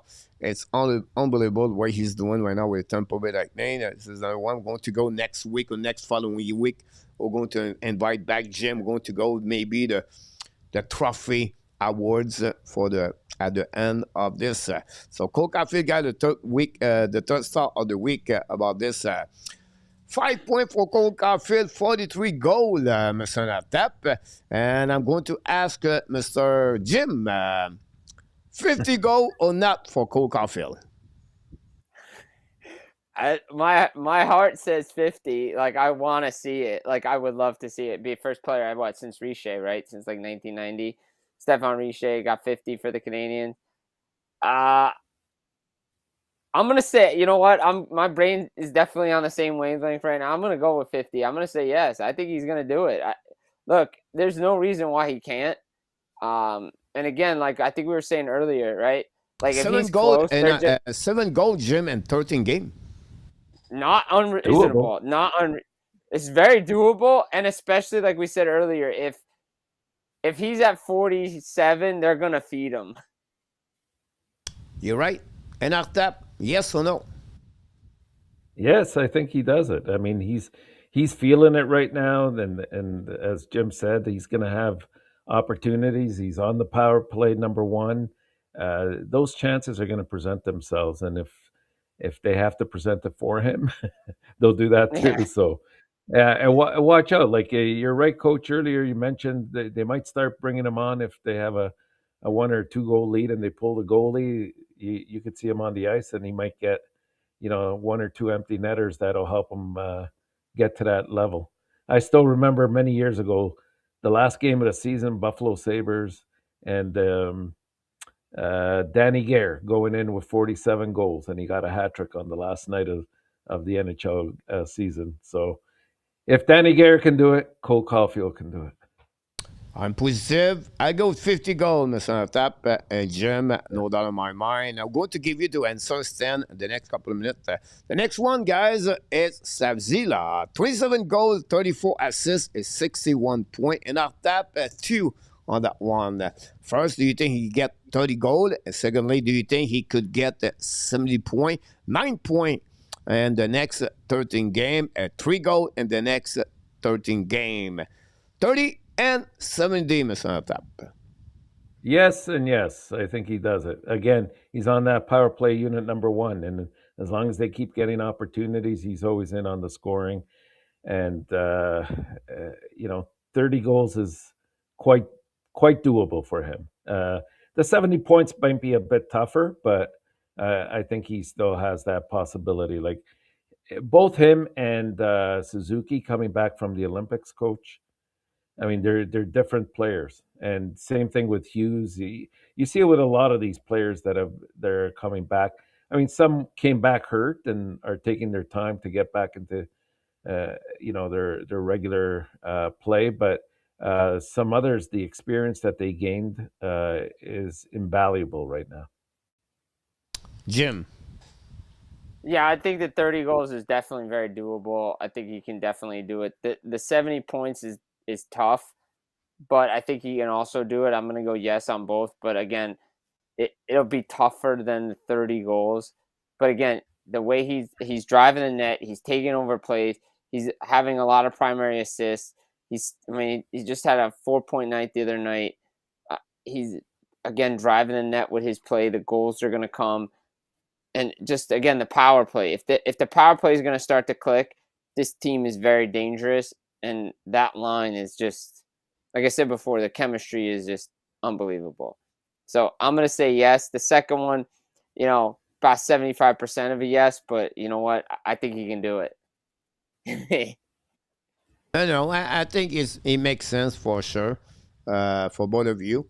I think I would go with both 30 goal and 70 point for Slafkovsky. Next one, Mr. Top. Suzuki and the Canadian 100 points. So, Jim, you're going to be the first one to give me your answer. Suzuki 100 point and Montreal Canadiens 100 point. Yes or no? I've been on this train since I've been on this show at the beginning of the year when we first brought this topic up. I say he can do it. I believe he can do it. I think he can do it. And I mean, 15 points in 13 games. I mean, it's tough, but again, career seasons are tough to repeat. I don't see why not. I mean, Enortap mentioned it. He's a different player since he's come back, right? And again, top line, power play, all this stuff, and he does other things too. And he's out there late in games, so he has the chance to compile those points. I say he can do it. Again, I might be optimistic tonight, and maybe I'm just in a good mood. But I'm not wavering on my stance that I've had on this show all year, where I say he can do it. So I'm staying with my position. Way to go, Jim. Way to go. If they make thank you, one of the thank you, points, thank you. they're going to make the playoff. Yeah, that's a good statement to make. I think I would agree. It's going to be tough, but I mean, he's been getting 2-3 points a night frequent times. So even if he has a couple games where he gets nothing or 1 point, I think he can do it. And he's playing under all circumstances, right? Power play, 5-on-5, 6-on-5, sometimes penalty kill as well. So he's averaging over, I think, 20, 21 minutes a game. Like, the opportunities will be there. So, yes. Yeah, 100%. Definitely, I agree. I mean, again, like I said before, I'm not. If you could check the tape, it's somewhere at the beginning of the year when I came on and throughout this season, I've said 100 points for Suzuki. I'm not changing that. There we go. We're going to see what's happening there. Mr. Top and Jim. I go deep this morning, Mr. Top. And here we go. The reason asking people why the Montreal is going to make it. And I told you 1 month ago, and people say, hey, be careful, be careful, be careful. Because I have faith over fear, Mr. Enortap. Jim, I have no doubt in my mind, son. I see that before the Olympics, guys, Montreal is going to get that direction. And they're going to win because my faith over the Montreal Canadiens. So that's the one reason behind that, Mr. Enortap. Not done yet, Jim. The culture will always beat tactic, strategy, individual players, and everything. And the culture of Montreal Canadiens, guys, the identity who they are, the DNA they have involved that culture 4 years ago when they hired Gordon, Hughes, Martin St. Louis, and they carry on it with the attitude they have. That will help the Montreal Canadiens, I believe, to go all the way to the playoff on that one. What a great play by Lars Eller. Wow, impressive. So, therefore, me, the culture of Montreal Canadiens, it's different many others, guys. And that's the reason they have the strength, the faith they have to go all the way, Mr. Enortap. Not done yet, Mr. Enortap. Again, no great mission is built alone. That's followed with the culture of the Montreal Canadiens. They all go in. They all together. And you can see, guys, the Nick Suzuki captain, I think for me is underrated. I think they don't recognize Nick Suzuki, the value of Nick Suzuki inside of that team. And he put all together, guys. I'll give you an example. When they trade Philippe Danault 6 weeks ago, maybe, I don't know exactly the date, right? Philippe Danault organized everything to be sure when Danault hit Montreal and his family are all set up to go where they're supposed to be. They don't have to be worried about anything. This is not coming from the Montreal Canadiens. It's coming from the captain, Nick Suzuki. So just give you an idea, guys. Sometime it's not about one player; it's about a team together. And I think Ken and Cody talk about this. They talk about after the games on the weekend where they want to be together. You can see the response; they all go in, and I think this is a reason I believe this is underway. Not done, Mr. Enortap, yet. The team is everything, and I think this is who they are right now. And we're not there yet because we're not done yet because we still waiting for new players coming for join that team to get better and better and better. And I said, what I just said, let's finish with this one, Mr. Tap. And the best is yet to come for the Montreal Canadiens. It's just the beginning, guys. This is just the beginning. So for me, what I said to you weeks now, if Montreal does not make the playoff, I don't really care because what they are building, what they're becoming, and how they're growing, it's bigger and better like I never expected and 2 years ago. And we're just starting to see that. And it's going to get better next season. It's going to be better after that. And after that will be again better and better. So again, that's the reason my philosophy of Montreal Canadiens. So it's not that. I just want to remind you that one. Honestly, I'm not sure it's this one, but it's this one. Faith over fear, Mr. Enortap. You have to have faith of your Montreal Canadiens if you want to make them to make the playoff. And that's conclude, guys, my philosophy of the Montreal Canadiens. If you want to add something, Mr. Enortap, it's your turn now. No, you did very well, Yoda. I enjoyed your philosophy very much. I didn't agree with most or some of it, but it's you bring up some good points. And for me, I'm just going to address the faith over fear. It's not about fear. I mean, you always have faith that your team's going to make it. If you enter a season fearing that you're not going to make the playoffs, then you might as well not pack it in and just leave because it's all about trying to build that team chemistry and that camaraderie. And you're right, that takes you further sometimes than just talent alone. But the point being, you say it doesn't matter if they don't make the playoffs. Well, Coach, if you were to ask the players that question, no, do you think that of they course, would answer? yeah, disappointment it's okay? for the players, everything. I understand that. Us, we're going to be disappointment. And but behind that, yeah, right? yeah, When I you get get it. But 94 point, 95 point, 97 point, 98 point, if you look the overview of the season, right? At the moment, they would be frustrated. But when you see everything, you're going to get more positive at the negative overview. That's for me. That's what I'm looking for. People say, yeah, but if the play you go to learn, guys, they're already there. What they are playing right now is a playoff style. Boston, Mr. Enortap, it was a playoff game. Detroit was a playoff game. Islanders is a playoff game. And it will be like this for the next 13 game. And then they just, if they make the playoff, they're going to be right 1 round, 2 round, I don't know. But it's going to be again bigger because it's a playoff. By the end, guys, they're already in the on the playoff game and they play meaningful game. For me, meaningful game is the most important things when you rebuild. And this is the trend between me. Of course, I'll be disappointed. But at the end, you have only 18 make it, Mr. Enortap. And sometime, something could happen. You know what I mean? Like, I don't want to predict the future, but I don't want to say Coach, that because he's happened. Going to say he said that because of him. I don't want to say that, but go ahead. No, and that was my, like you talk about disappointment. For me, the disappointment was at the trade deadline time. When you have a conference that is this wide open, with some teams that have dropped that usually are in the mix there, or doing even better than just in the mix.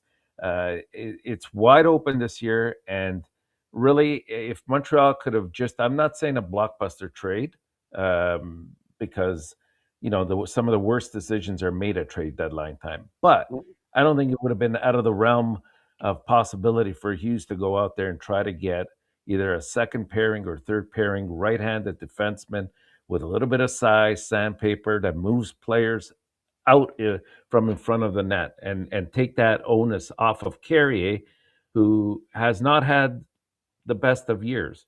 And so for me, that was the the only disappointment. It isn't the fact that they make or don't make the playoffs, but I think that the lack of a move could cost them a spot in the playoffs. I agree with that for sure. I like that. I like that minute and a half tap. philosophy. I want to, Mr. Jim, a minute. See, Mr. Enortap? Mr. Enortap? Here we go. Look. Yes, coach. Look at Jim right now. He's calm. He's like, he's not worried about anything because his team is already eliminated. He's already gone. The Devils are done. I don't. So, you know, wait, Jim, wait. like he's doing right now, he's just Jim. He's enjoyed the life. Now he said, you know, it's not big deal. We've been there. And now he's, look how he looked great. Us, we're worried, Mr. Enortap. We are nervous. But Jim said, I'm good, me. Now we're moving for the next season. I mean, I didn't know I had to root. I still rooted for my team. I mean, I would like the Devils to do well. I have no rooting interest anymore in anything that happens. I really don't care what happens. But I do have a soft spot for the Montreal Canadiens, and I would like to see them make the playoffs. It would be nice because realistically, let's be honest, if we backtrack this thing, last year they overachieved, made playoffs, probably shouldn't have. This was the year they were supposed to make the playoffs if you look at their trajectory, right? So if they don't make it, very disappointing, and the players want to be there, coaches want to be there. I think everybody, but I do agree with the Enortap on the fact that I think they should have, again, sometimes no move is the best move in some philosophies, but I think with these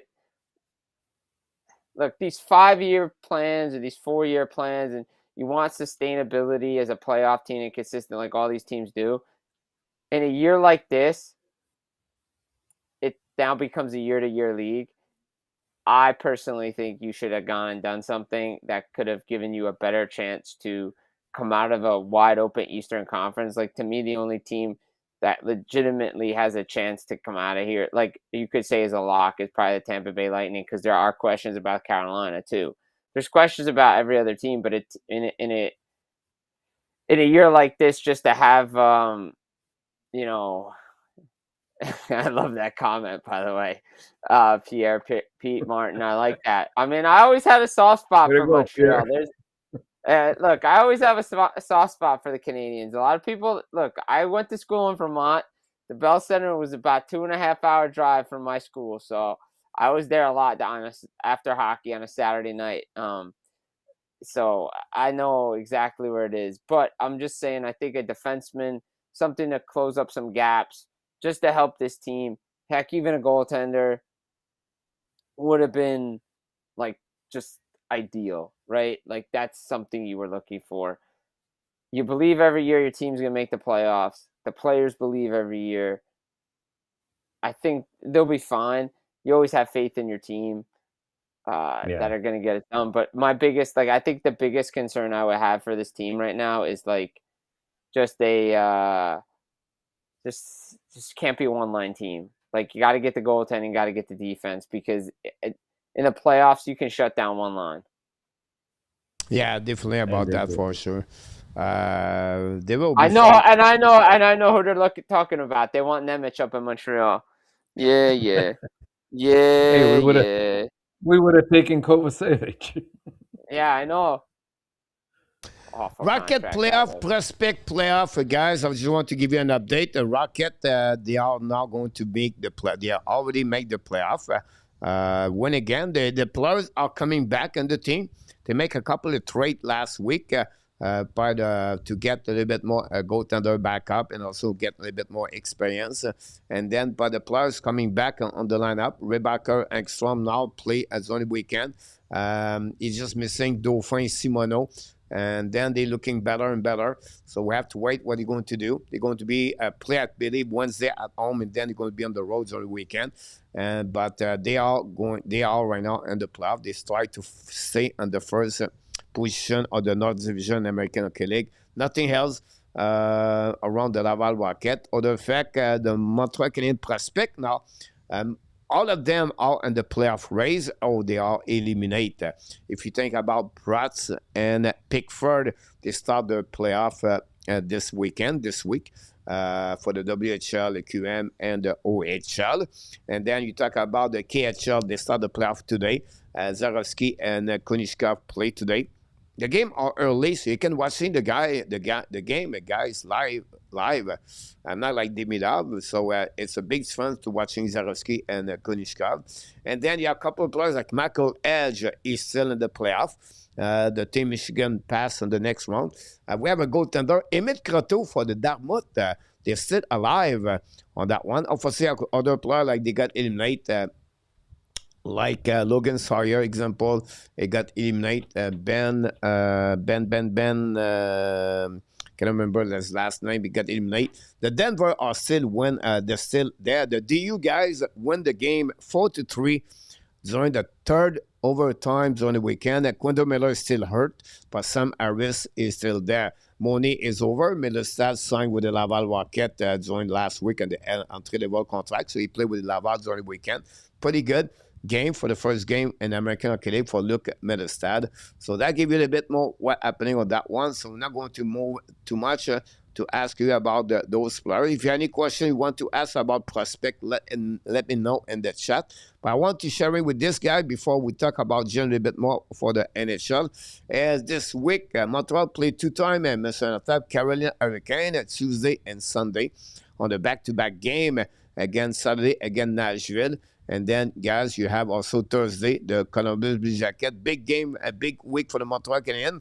What are your expectations? What do you think going to do, Mr. Enortap, for the Montreal Canadiens this week? Yeah, it's a tough week. Obviously, you have Nashville, who's been really hot and gotten themselves into a playoff spot. Columbus is fighting for their lives. Carolina. I mean, I'd like to get a split out of there and probably a split out of the other 2 games. If they can go 2-2, I think I'm happy with that. 4 points. 4 points? Maybe even an overtime point in there. 4 points, Mr. Enortap. Is it good enough to make them stay where they are? Or are you not nervous other team get back 5-6 points this week? It depends who obviously, if they beat Columbus, I think it's enough to stay there, even if they go 2-2. If they lose the game to Columbus, then it's a little bit more difficult. But I'll up it. I think that Columbus game will go to overtime, and I'll go with 5 points. See, Jim. Just had to help him a little bit, Mr. Enortap, to be more positive. He switched his mind. He go from 4 to 5. Just the way he just tried to go down too much, and I have to helping Faith him. Over fear. Faith over fear. Exactly about that one, Jim. If you have to make the number of the point for Montreal this week, what it would be? I mean, I think they got 4 games, possible 8 points out of it. I was gonna say 5 or 6, maybe like a couple overtime points somewhere in there. I can't see them getting 7 of 8. That would be really aggressive, especially with this schedule is really tough. Carolina, that would be tough. Think Carolina. About this guy. This is a 4 team of fighting for the spot, right? Now Carolina is more. Carolina's locked in. Carolina's locked into the number 1 in the Metro. They're really not going to lose it. Columbus and Nashville. Maybe they'll sit some of their starters. Yeah, you never know. Depends on the goalie that night, right? Yeah. I'm going to stay with 5. I just think 5 is just a good number. That's what when I saw this, I was like, all right, 5 points to me is where I think that's just a good number. 6 is ideal, right? Obviously, 8 of 8. Every team dreams of having a perfect week. Not going to happen.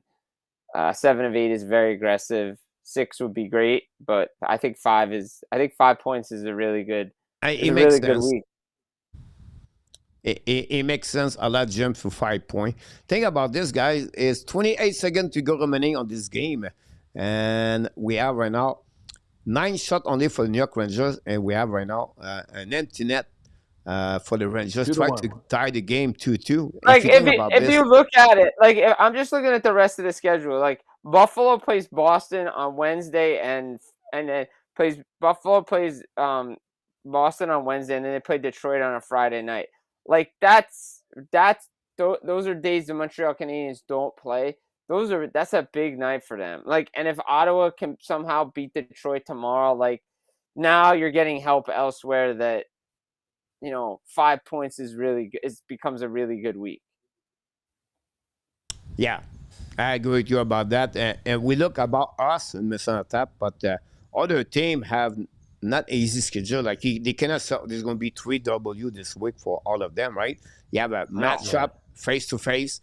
Boston have Buffalo, I believe. Detroit have Buffalo, I believe, this week, like you said. Flowers have Pittsburgh. They have Columbus, Islanders. So it's going to be, guys, like you said, Jim, a little bit early, the next 24 hours, everything could change on the happy phase to a sad phase. About that. Game over, guys. 33-9, the shot at the end for Ottawa.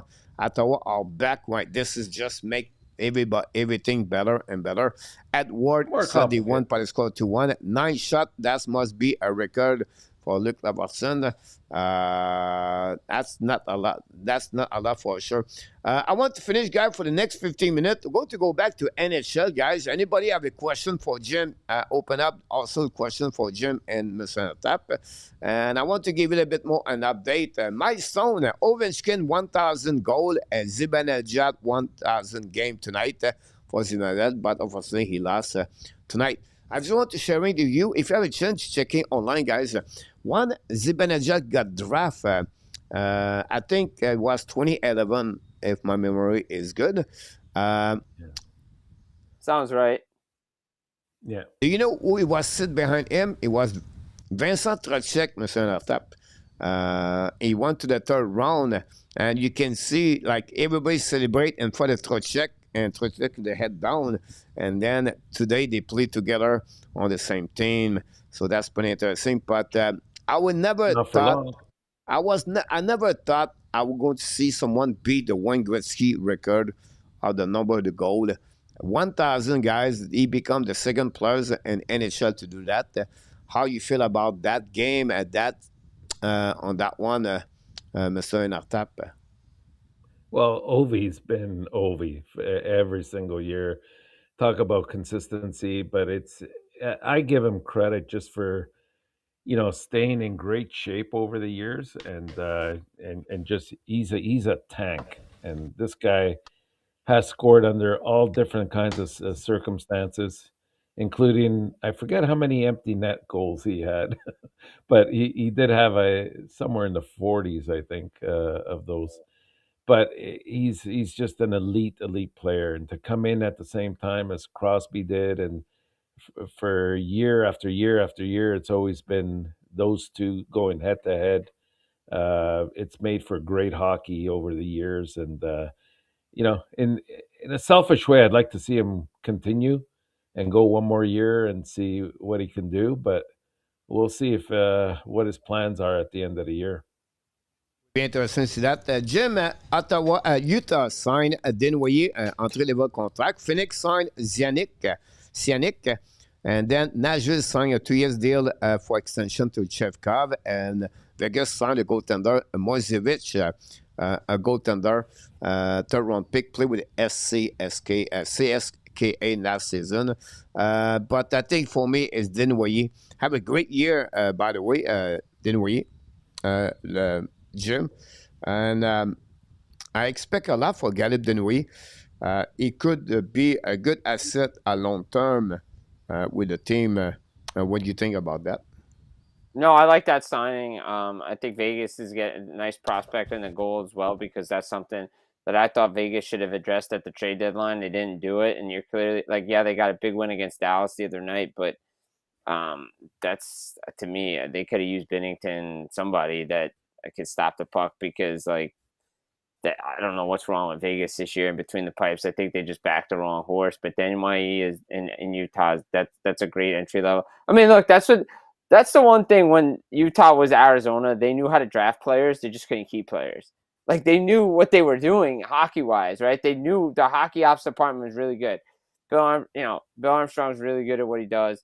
And now, I mean, if they get in the playoffs, that place is going to be – the Delta Center is going to be rocking when they get in there. They probably have one of the easiest paths to a conference final that I've seen in a long, long time. Great point about that. Chicago he look like he's already in the plane right now. Frondell is coming on that one, and many other NCAA right now players are joined their team. We know Chicago also got Sacha Boisvert. There are other players NCAA joined. One player Montreal are right now looking about this. I don't know is they're going to do that because he still play is DJ Hughes. Teammate of Michael Edge. I don't know if you heard about this one, Mr. Enortap. Maybe inform the people in the chat about that situation. No, I don't know much about him, but everything I've heard has been very positive.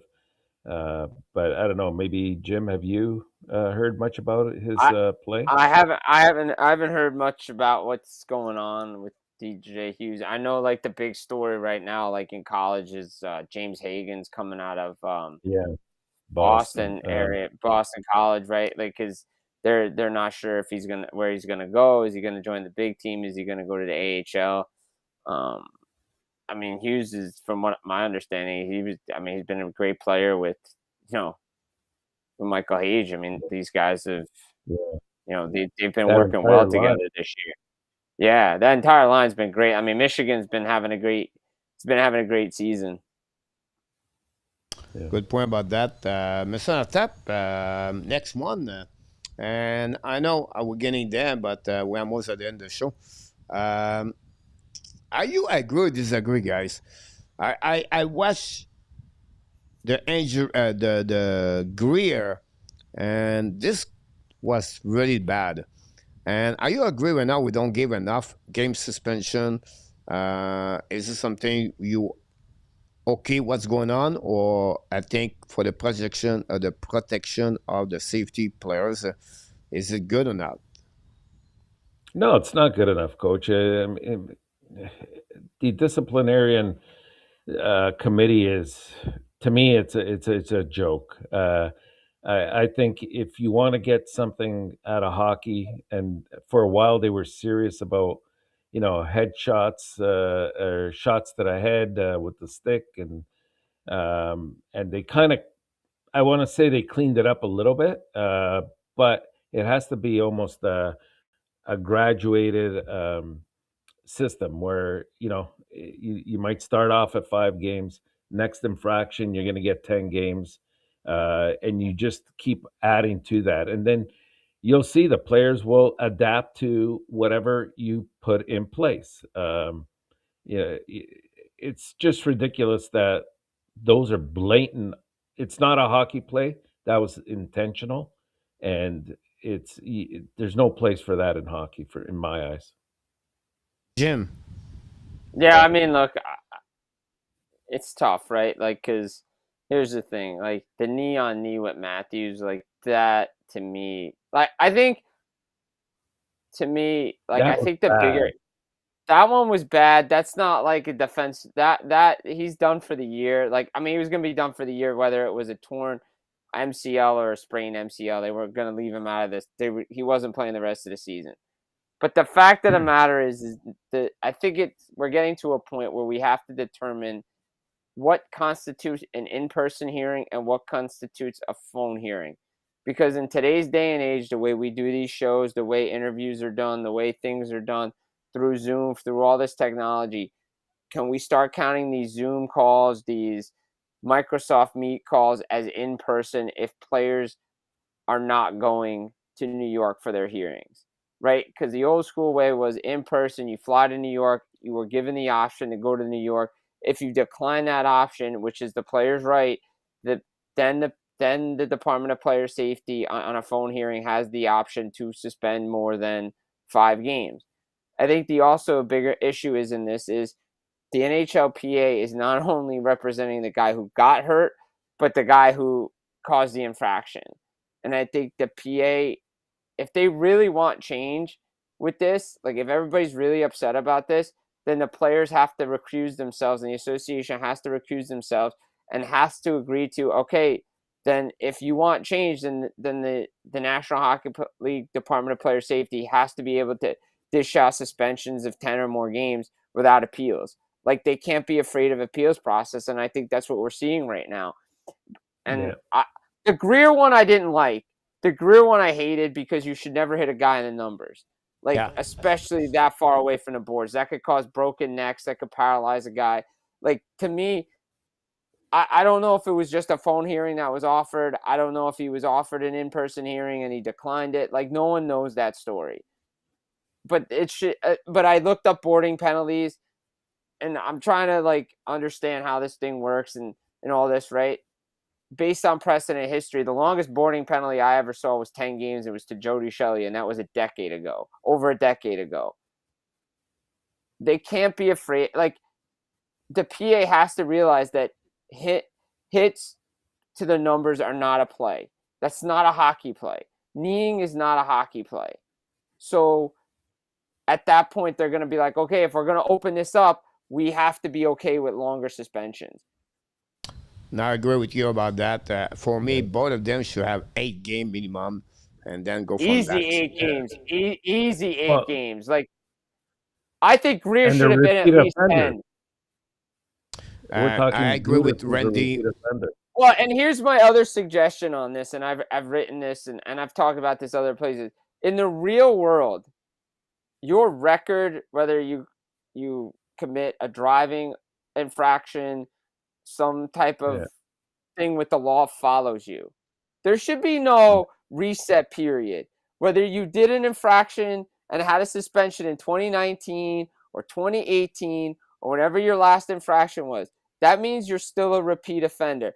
Just because you didn't have multiple fines or suspension within the last 2 years, no, your history should be weighted just as much as the other guy. Yeah, agreed.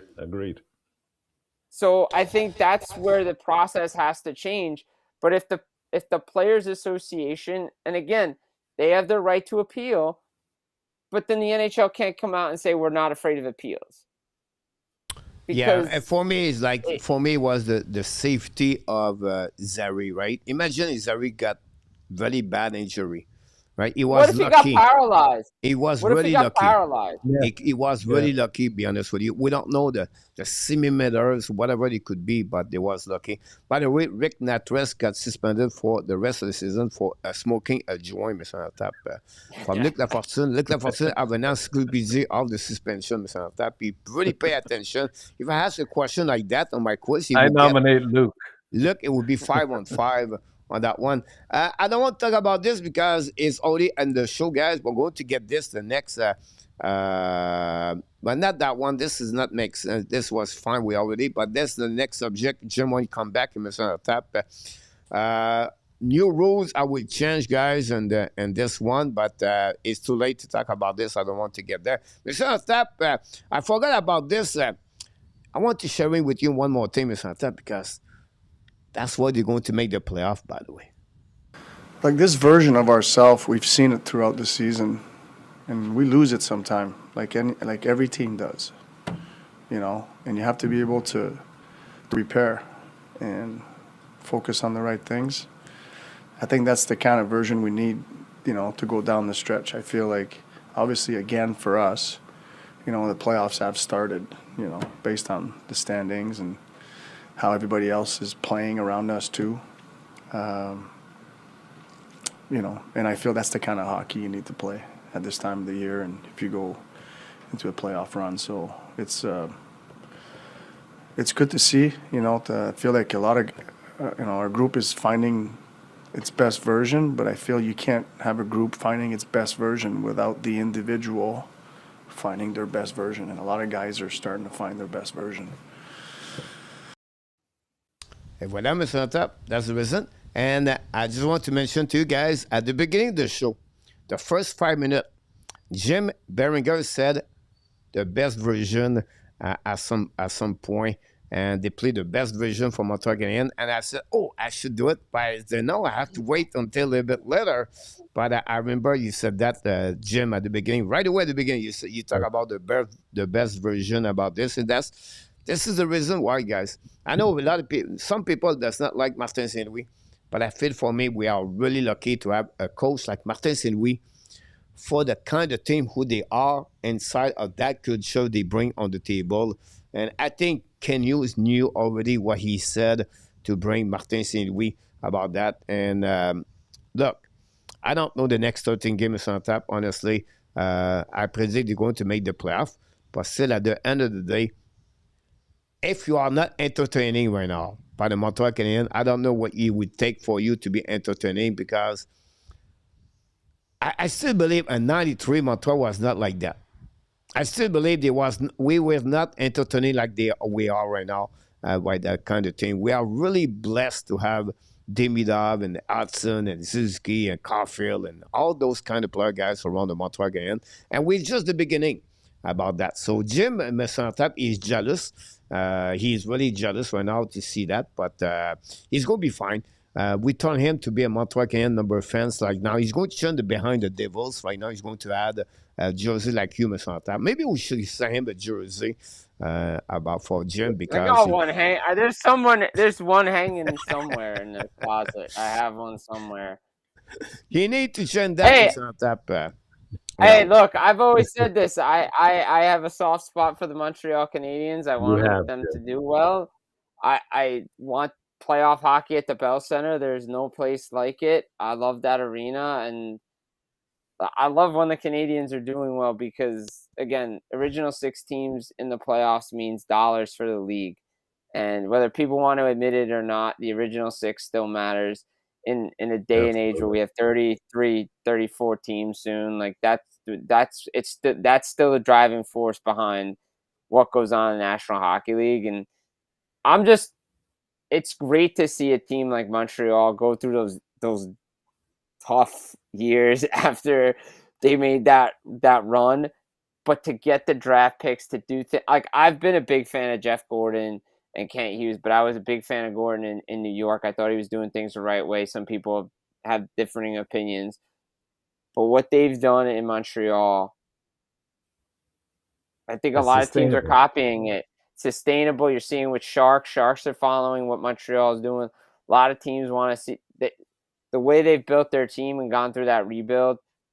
It's very sustainable moving forward. I mean, Kent Hughes as a GM in a salary cap world where it's going up, and to get players locked in under $10 million a season, like that's some next level work.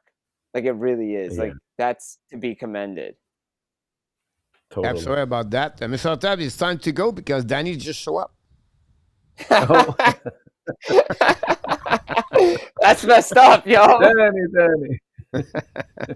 That's messed up. He's in the house. Jim, it's always a pleasure to see you. What's going on with you now? What's coming now? What do you have in front of you? I know it's the rest of the season, but work-wise and everything, what are you going to watch? What are you going to look? What are you doing now?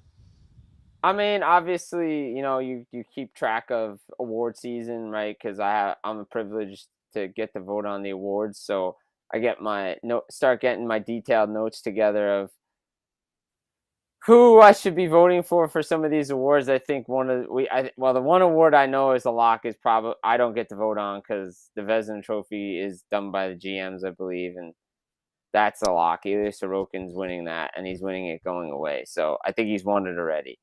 Montebo. I think Montebo. Yeah, right.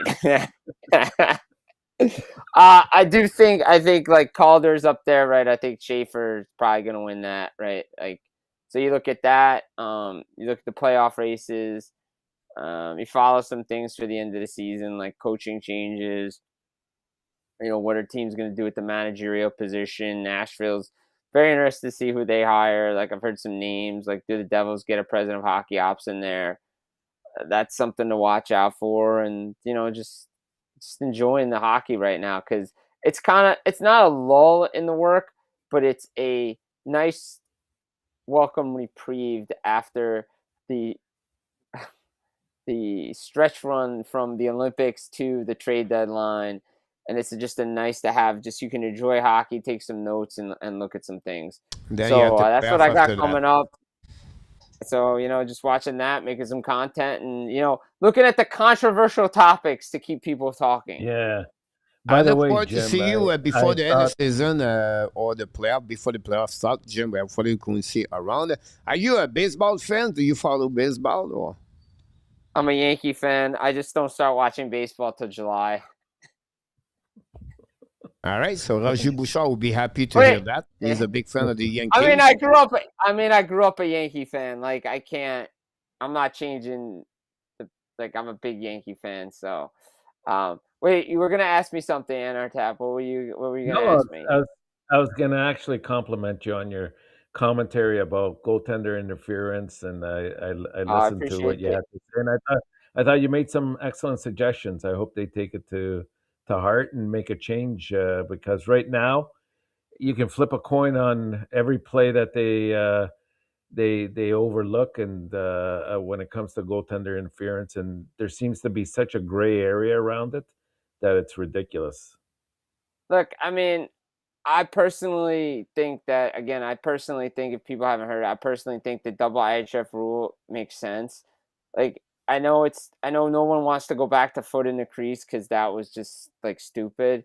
Like, I don't think anybody, but the gray area is just getting too gray for me. Like, for a guy who's trying to learn the game, like trying to understand what these guys are looking at and trying to explain it to everybody, I'm getting confused.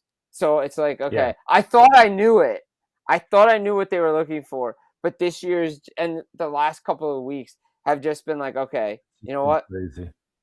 It's just been crazy. Like yesterday, like I'm like, okay, the Islander Columbus game, I'm like, I knew once Columbus challenged it, I knew it was coming back, but I'm like, they're not turning this over, are they? Like, I'm thinking to myself, they're not turning this over. Like, no way. And then they did, and I'm like, but how? And then the day before Pittsburgh game, I'm like, there's nothing in the rule that says puck battle. Like, you can't just make up arbitrary things. To me, anyway. Like, that's my opinion, and I know these guys work hard. One day I would love the assignment to just go up into the situation room one night and just sit and see what they see and understand. And listen and understand what they're seeing. That's why my other suggestion, before we get out of here and wrap this up, my other suggestion is in college football in the ACC this year, the last couple of years they've done this. They've tapped into the command center for certain pass interference calls, certain calls. They'll tap into it, and you get to hear what their situation room, the command center, and the referees are discussing and why they want to keep a play and why they want to overturn it. No, listen, this is going to be, it's a gray zone. It's difficult to, I don't know every time. You never know. Like, you don't know. You don't know who's working Toronto. You don't work about this. I think the technology we have right now, like the offside, should be better with technology right now. I don't know the ABS like a baseball, but you have to figure out something better. The offsides is better. The offsides is better than it was because now you can have a foot in the air. You're not determining if escape blade's on the blue line. Like, at least they took that. They made the goal line. They made the blue line into infinity in the air. So if your foot's in the air and your 1 foot's over the line, like, you kind of know. But like the goalie interference thing is just what is impressive in Enortap is this way also, Jim. The video coach have about 30 seconds to figure out if you have a challenge or not on the offside. Right. And the linesmen have 5 minutes to figure out. They don't know yet after 3 minutes if you have an offside. So I don't get it. Me, I said, why not to have a video coach working for NHL now? Because they can figure out this very quickly. And the linesmen, they are like, I don't know. I'm not sure yet. I don't know what's going on. I think a lot of it also has to do with if it is offsides, they got to find the correct timing. They got to set the clock back. Like, that's part of it. But I'll say this with the offside challenge: if a play happens for 60 seconds in somebody's defensive zone, that offside had nothing to do with that play. Like, I'm sorry. Like, it didn't. Like, we're going to finish with that because I think that's the best statement. Luc Lafortune said the rules are black and white, but the referee make it gray. No comment. That's pretty much about that one. Mr. Enortap, what do you have in front of you this week? Well, lots of hockey, that's for sure, and just following what's going to be happening from night to night. You know, every night somebody else is out of a playoff spot. Different team. So Enortap, I just lost one player, Thomas Chabot. I have a broken wrist for my fantasy hockey team. Oh, that's not good. That's not good for Ottawa. That's it's one not. of the better defensemen. Yeah. Jim, I wish you know, because now remember, guys, Ottawa, they don't have Jake Sanderson. That's right. Right? So you're losing Thomas Chabot. Right. It's not easy for sure. Jay, it was a pleasure to see you again. Hopefully, see you again the next before the season starts. After the season, maybe, and the beginning of the playoffs. So we're going to review everything. And I can't wait to see you around. I wish you an amazing great night. And Mr. Enortap, the same thing. Always a pleasure to work with you for the Red Lines. I wish you an amazing great week. And we'll see who it was right. But remember, guys, at the end of the night, it's always coach. Hell, he's always right, Mr. Enortap. Have a good night, Jim. Have a good night, Mr. Enortap. Bye. Bye-bye. It was, guys, another great show on the Red Light Show. Hopefully you enjoy it. Don't forget, please, to click on the like, subscribe. And I can wait till tomorrow night. Montreal play again the Carolina Hurricane. Until then, my friend, the only reason we're getting close to get 12,000 people is because you are awesome. You are amazing. You are the best. And remember, you have greatness inside of you. At the end of the show, we got Mr. PS and Knock the Door with Randy and Danny T. Welcome back.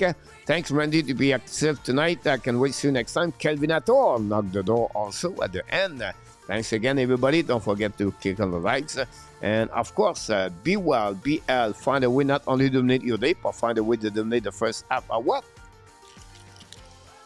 Someone said 2026 baseball is coming here at the channel. We're going to start this Friday double header, the Blue Jays versus Oakland, and then we're going to do the game between Arizona and the Dodgers. Saturday afternoon and Sunday afternoon, we're going to do the Blue Jays all weekend. We have a game Wednesday, but we're going to go to the Detroit game Wednesday night. I believe Detroit play the Buffalo Sabres. I apologize. It's the Boston versus the Buffalo Sabres. We're going to check that game live. Don't miss it Wednesday. Thursday, Montreal Canadiens. Friday, baseball. Saturday, Montreal baseball. Sunday, Montreal baseball. And no day off for coach. Of course. Thanks, everybody. It was great to see you, Pete Martin. Danny T. Hopefully, you're going to come back. Kelvin Ator, Larry L. Larry L. I was right about that. Thanks to be with us. And Enortap, thanks again. Pressure Luc Lafortune, Danny. And then we have also Billy and many others like Ovidio and M&M, Standman, and everybody else. Booyah!